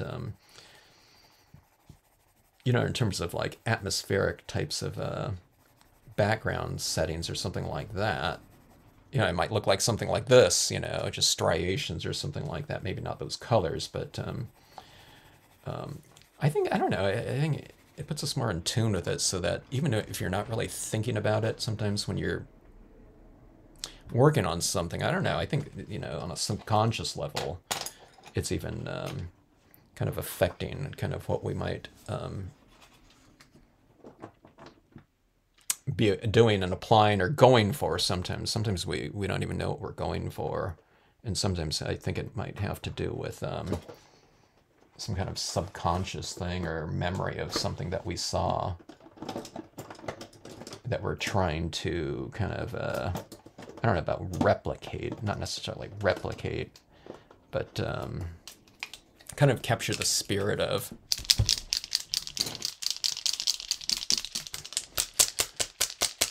So everyone watch nature. There's a lot of great stuff on like videos too. Like, okay, so you know, it's like before I started this video too, I looked up larch, you know, just on search engine, and you click on images and it'll show you a bunch of different ones, you know, so I kind of like took it in before I started this one here, you know. I was looking for more of those like reddish tones. I was like coming up with everything like yellow though. I need to, I don't know, dig deeper into some of those color schemes and things like that. But yeah, it's good to kind of like soak in some imagery potentially. You know what I think's missing here? I just put away all my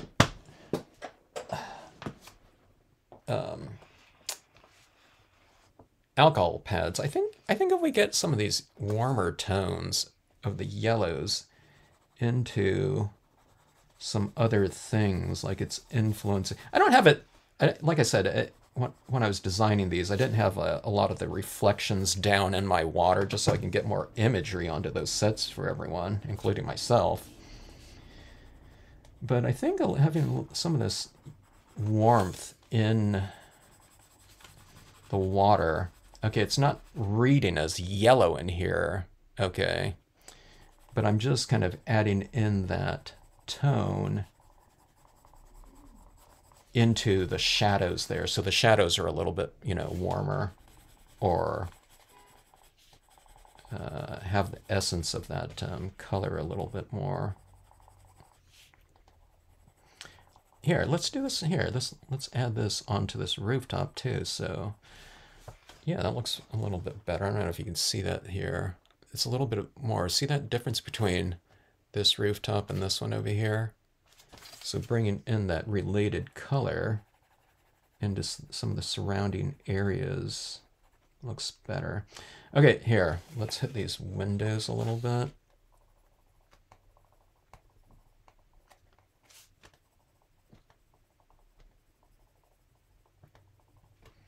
I'm gonna do a thing, you know, I forgot whoever that was.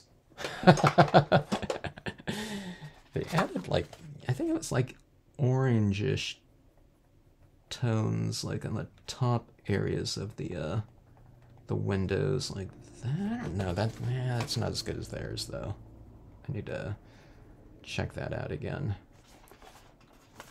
But see, I'm putting this yellow kind of interior lights in there a little bit more. Okay, now see this is what alcohol inks look like on top of matte paper. It's all shiny. Now, I've mentioned this before. See, it's all shiny up here. It doesn't match consistency, but in terms of consistency. But when you spray seal this again, this will all kind of, it'll bring a uniformity to this whole thing. And I'm going to spray mine with the Krylon spray fixative. Okay, it's more of a matte looking spray than a gloss.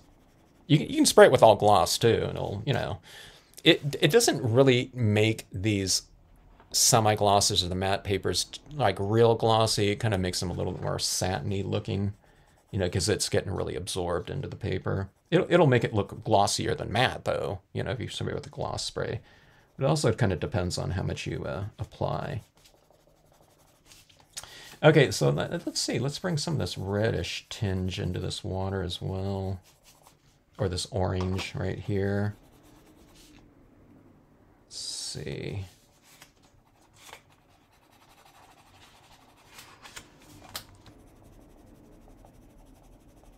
This is helping right here. This is all kind of a uniform tint. Did you see that right there? Kind of adding that little reddish tinge in there. It helps a little bit, huh? It's a little bit brighter in the shadows. I guess my teacher was right. He said sometimes the brightest colors are in the shadows. We understood what he was talking about at that time, but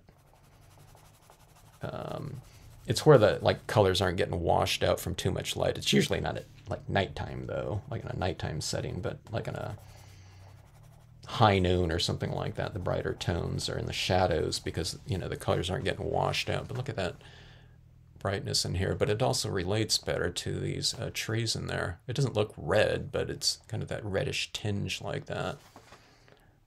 All right, so I'm learning here.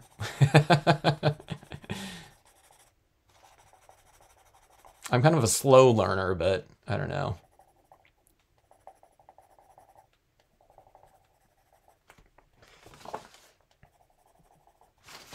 All right, let's see. Let me try this right here. Getting some of that reddish tinge right in there. It kind of glows a little bit more.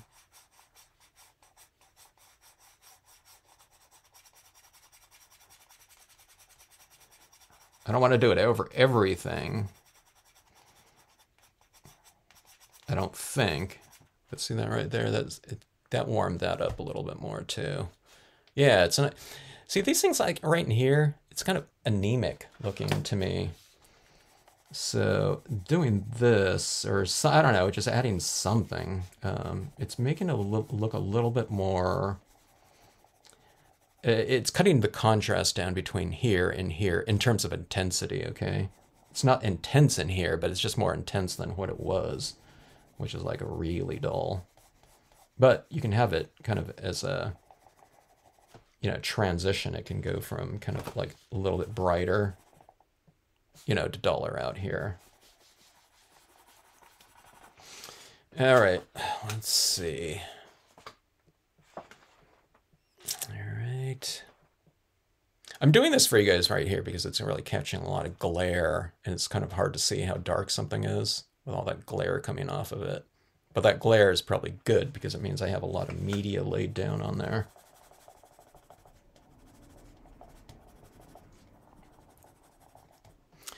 Okay. Yeah, the blue can make everything look a little bit better, huh? This is like one of those things, like this color right here, and there was also, I'm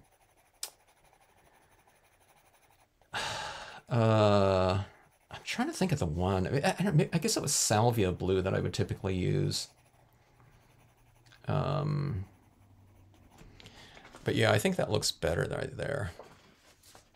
With a little bit more. See, I'm kind of bringing up everything a little bit more. I kind of started conservatively with a little bit of a less, smaller application of it. But it's like, okay. I don't want to go overboard and just like, go nuts with it to the point, we're talking about, with imagery, you can add more of it with color like that. I can add more, but, I can go over it with like, some white pigmenting, to cover it up if I get something I don't want, but preferably, you kind of, you get what you want, from the beginning. All right, paint pens like this. Let's go for some extra texturing in here. And I'm kind of adding this into these trees in the darker area of them. The yellow parts of these trees, I won't cover up too much with the orange here. Okay. But this, to me, it makes the fall tones kind of shimmer a lot more with these little dots of opaque color. Right up until now, we've been using everything. Everything's been fairly transparent. Colored pencils aren't necessarily transparent, but they're translucent. You can see through, unless you use them like super thick. You can kind of see through them.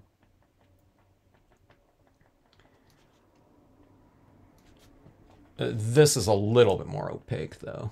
Okay.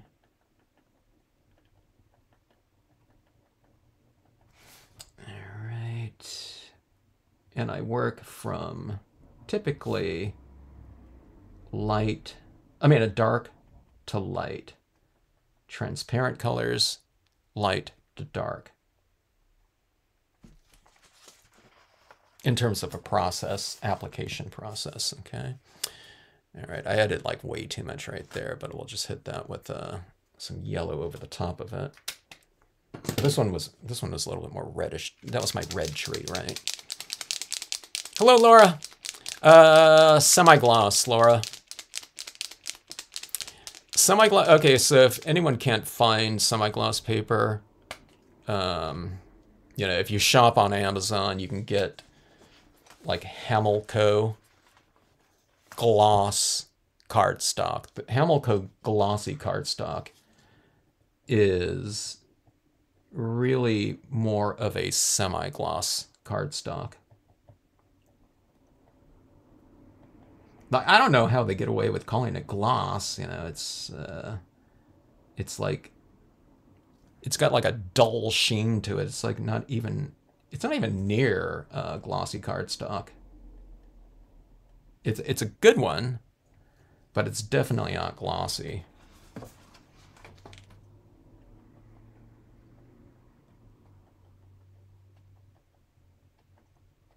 No, I just mentioned them because, that's like the easily accessible brand, that's, like Amazon.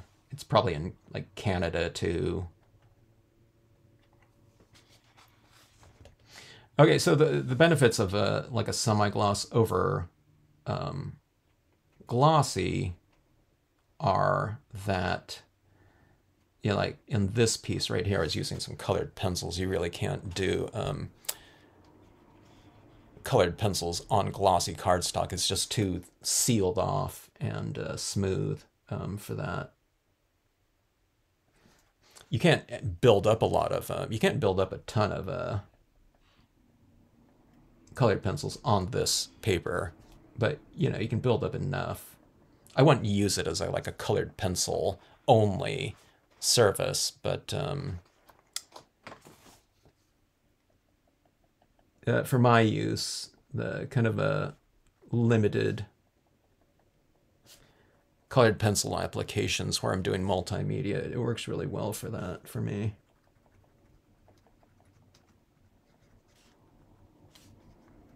Other names of semi-gloss cardstocks are things like a satin finish. That typically is referring to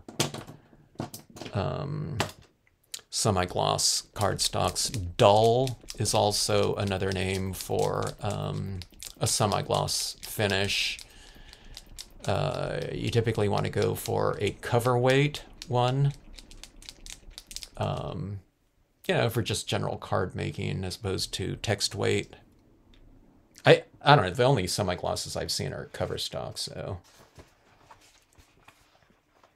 I don't know if they go into CS1 and CS2 with the semi-glosses either. CS1 and CS2 when it comes to glossy cardstocks, because it's a big difference in the whatever the finish. They call it CS1 or CS2. CS1 is single-sided glossy cardstock coated. CS2 is double-sided. Double-sided in cardstocks can cost quite a bit more than a single-sided, though. So I usually recommend to people to go single-sided glossy because, we're hardly ever stamping on the back of a piece of cardstock. And if we're working on white cardstock, it's usually something that we kind of mat off after, we stamp a card and then we mount it on something else anyway. So the back of the cardstock's really not going to show up. Okay, this is white right here. I'm adding in this little extra tree trick. I wasn't sure if I was going to do this or not because it's standing out a lot in the darkness. But I thought, why not? I think it gives it a little bit more mass, you know, these tree trunks in here. That little bit of white like that going up into the tree.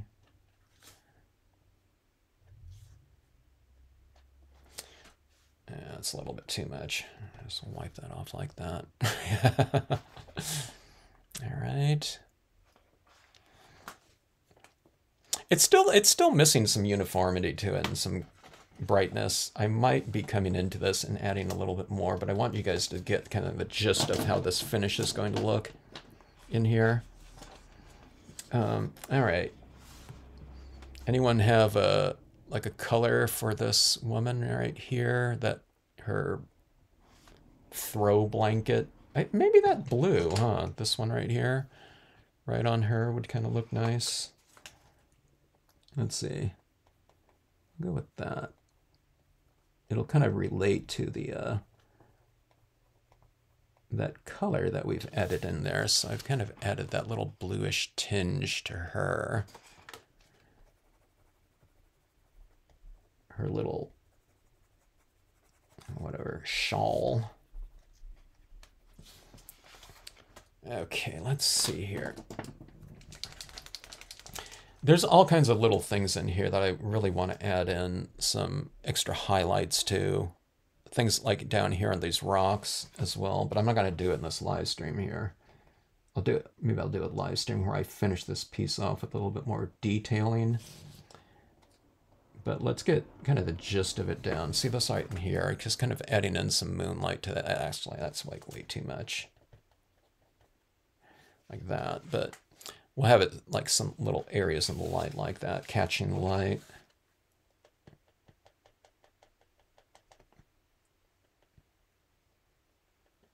And we'll kind of define a shoreline. These are the types of things I'll be doing in here with some little tighter details with my extra fine paint pens. But let's just go in and let's give it kind of an initial finish with some soft applications of this. Sometimes this makes, you know, I change my mind about certain things after I apply some of this in there too, because the lighting and textures change a little bit. So, all right, Bill, good to see you. Get some good rest there. All right, let's see. White pigment ink, 100% cotton ball. We'll add this in to these lighter areas, at least first here, okay? So, like around the moon,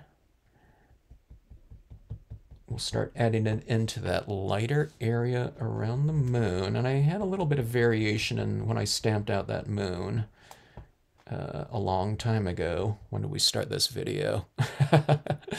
But see this, I'm bringing some of this white into that darker area of the moon. We'll leave it as is, but see how that gives it that kind of that soft kind of atmospheric feel like that going into there. We'll bring some of this down into these trees right here as well. Okay, so we'll put some of this soft moonlight, I get, you know, onto those trees like that. So it kind of gives it that nice haze. Now, right around here is where we can really use some of this help from our white pigment ink, okay? Be really careful if you try this. What a lot of people's like pigment inks are like super juicy because we don't use them that often, and you know, you can have a pigment ink pad sitting around for like 10 years sometimes. It's like still really juicy because it's such thick ink. So what you want is you want to be adding this in as if you're adding in like a powder, which means you're doing a very kind of dry application of it. But look at this haze right here. See the difference between this one right here and this one? Look how this one's really like glowing now. Okay. So I'm adding that on the lighter area of the cloud, and I'm coming into that slightly darker area right above it. And I'm going below it too, like this. So now, I mean, it doesn't look so kind of like ominous, you know, and kind of harsh because you added a soft light to it. And I'll do it right in here too. See how that one's instantly kind of glowing, or has the look of it at least. It's going to start here. It's just getting a little bit lighter with, you know, I don't know, it's like 10 taps or something like that. You know, with a fairly dry application of that white. It's a little bit more of a, like a glowing kind of, I don't know, it's a soft lighting like that. It's a little bit more of a, I don't know, kind of friendly lighting. Like that. Okay, let's see. Let's go in here. Let's go a little bit more up here. It's where I've left a little bit of white. And a lot of times it's just by chance. It was just, you know, retained up there because I was moving fast, and I'm just kind of like expanding on those little areas like that. See that little area right in here where there's a little bit of light of that cloud? It means that it's like reflecting light from whatever light source is in here, but we'll put this right here. Like it's glowing a little bit, and see, look at that. It's like the light is kind of coming around that tree. Now we don't have this kind of uniformly toned tree. Now you have this, you know, multi-toned tree. It's lighter on, you know, one side of it or whatever. You know, where that kind of lighting is coming through there, okay? We have these clouds down right in here. And we'll add that light right in there.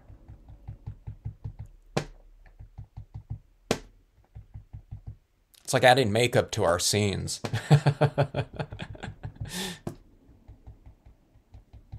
Okay, see, I'm just kind of bringing this up into here a little bit. This area right in here is a little bit lighter.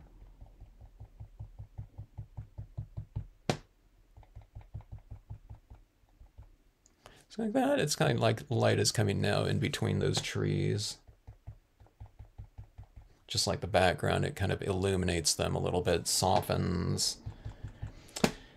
And it unifies things too. We added in that blue tone, which changed the, it expanded on the temperature range of the scene.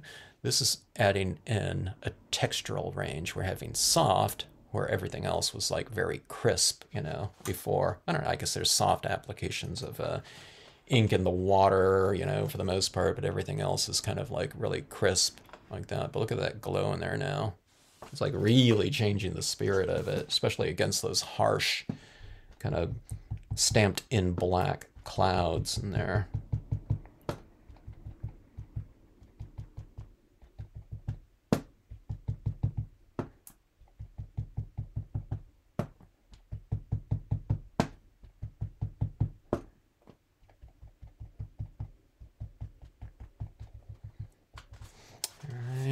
Let me see this right now. It's like a little bit more magical of a night for this woman on the dock, enjoying it.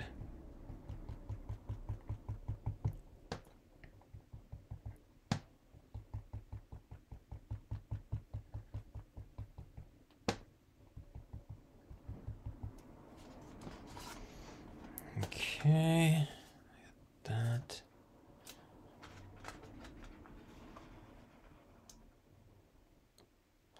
This Brilliance ink captures a lot of light. It really reflects light like that, but this is kind of a little bit more of how it looks like in person. Okay. Let me see, I have a little bit of a lighter area right back in there. It's not white, but let me see if I can just add a little bit on that horizon. Just for a little bit of a variation in the, I don't know, whatever, in the distance, like that. Okay, oh, right in between there, maybe. What is going through my mind right now is like, okay, this is where I can potentially, because it's a lot of fun to add in here. And if you add too much, you can kind of wipe it off too before it sets up. On the glossy cardstock, you can wipe it off at any time, even after it dries. You can just kind of wipe it off before you spray seal it. On this one right here, you're gonna have to wipe it off a little bit more. I mean, you know, while it's still moist, okay, because it will set into and it grabs the semi-gloss a little bit more because the semi-gloss is a little bit more porous than, or a lot more porous than glossy, you know. Okay, so I'm adding this into some areas that aren't necessarily light, but I can use some of this kind of atmospheric haze in there.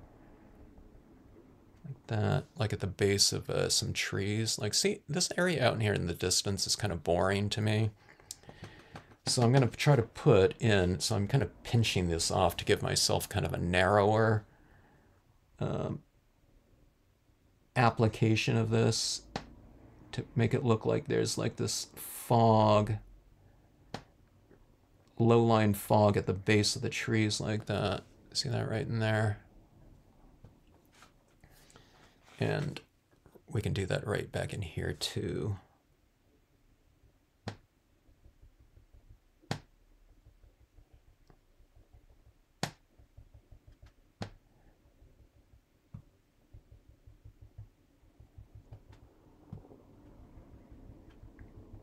Remember what I was saying about like bisecting light with shadow like this? I'm bisecting kind of darkness with light now instead, okay? But it's also kind of a textural separation, or, you know, you have everything that's really sharp and bright. Now you have this kind of thing in here that's light and kind of real soft in here. So this whole area in here isn't kind of a uniform consistency. It's a little bit more varied like that.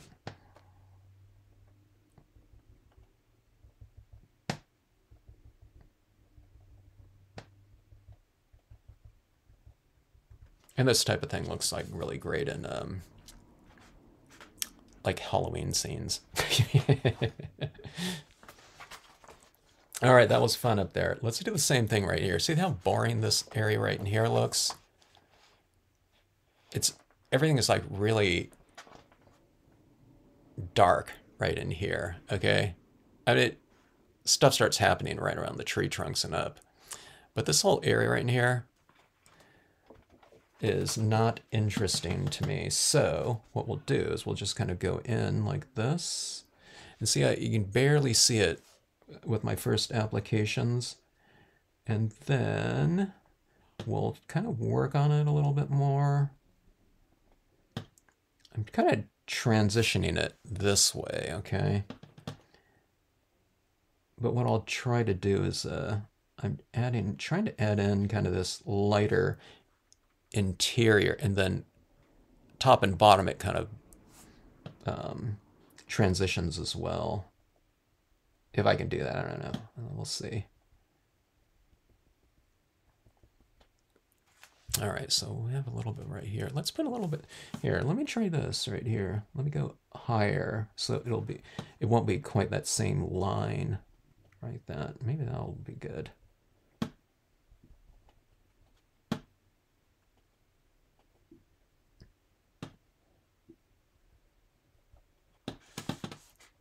Okay, let's come over here.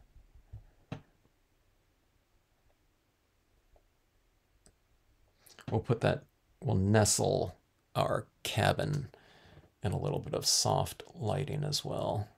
See, like that? So came over here, and then I just came up here. I thought, okay, this is gonna look a little monotonous if I just go all the way to the edge like that, maybe. This is looking a little bit too dark right there.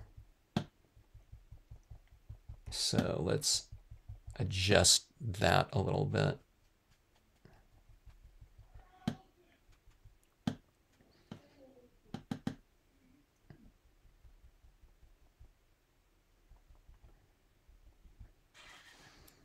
Okay, let's see.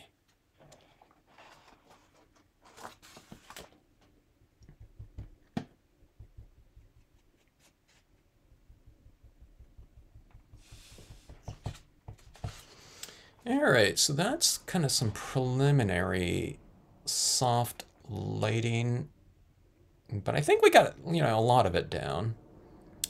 I think I'll go, like I said, I think I'll go back in and I'll add in some little details here and there. We might be able to add in something here in the foreground a little bit more. Let me see, let me get this, let me get the bulk of the foundation applications down right here. Let me go a little bit more right here.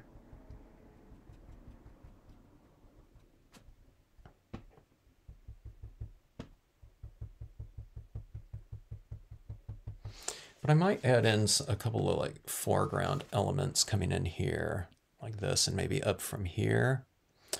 And then, I don't know, maybe bring in some more of these paint pen types of things, like with floating, I don't know, whatever, needles or, some of that color down in the water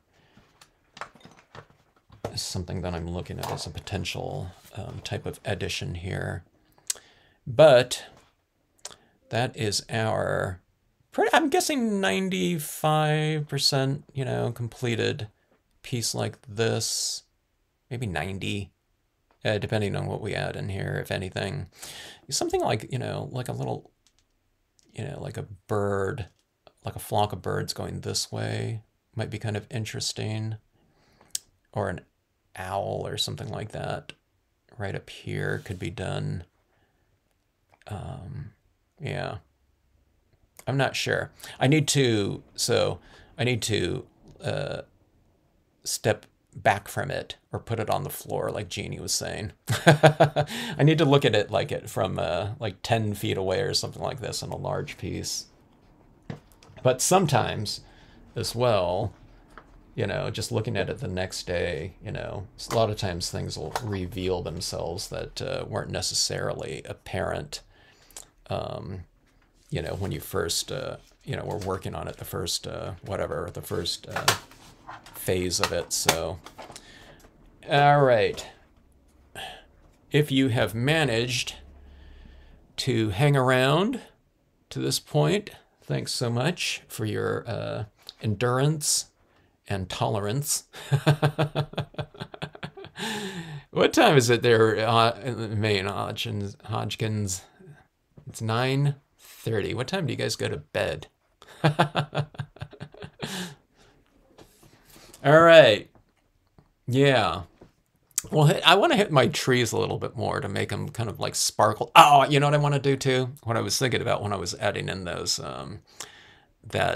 soft light. I want to add in like this little, I don't know if they would be in this kind of situation right here, but like little fireflies or something like that right around in here. They might be just like little, whatever, fairies or something like that, kind of dancing around in there.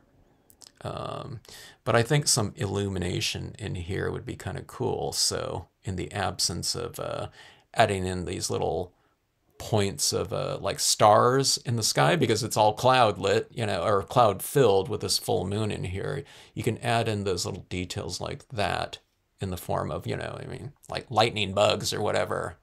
And I think that would be cool. I think it would be, yeah, I think those would be just the little touches like right around in here that these kind of these,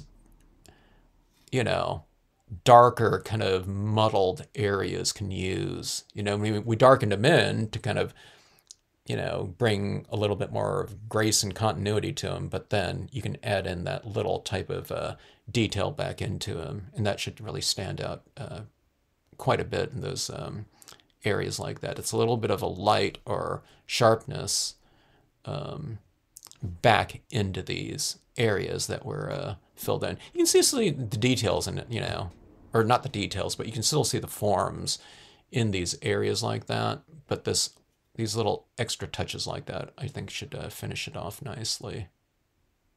And like I said, maybe a little bit more foreground in here.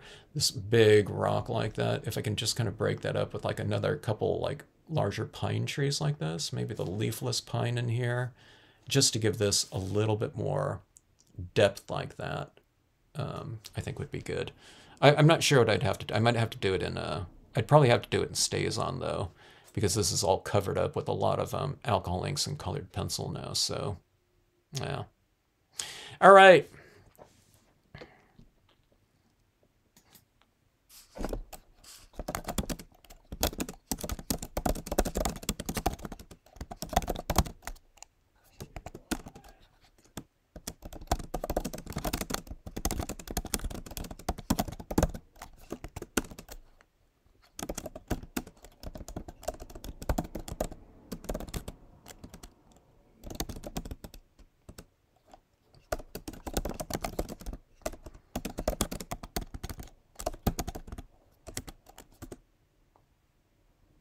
All right, everyone.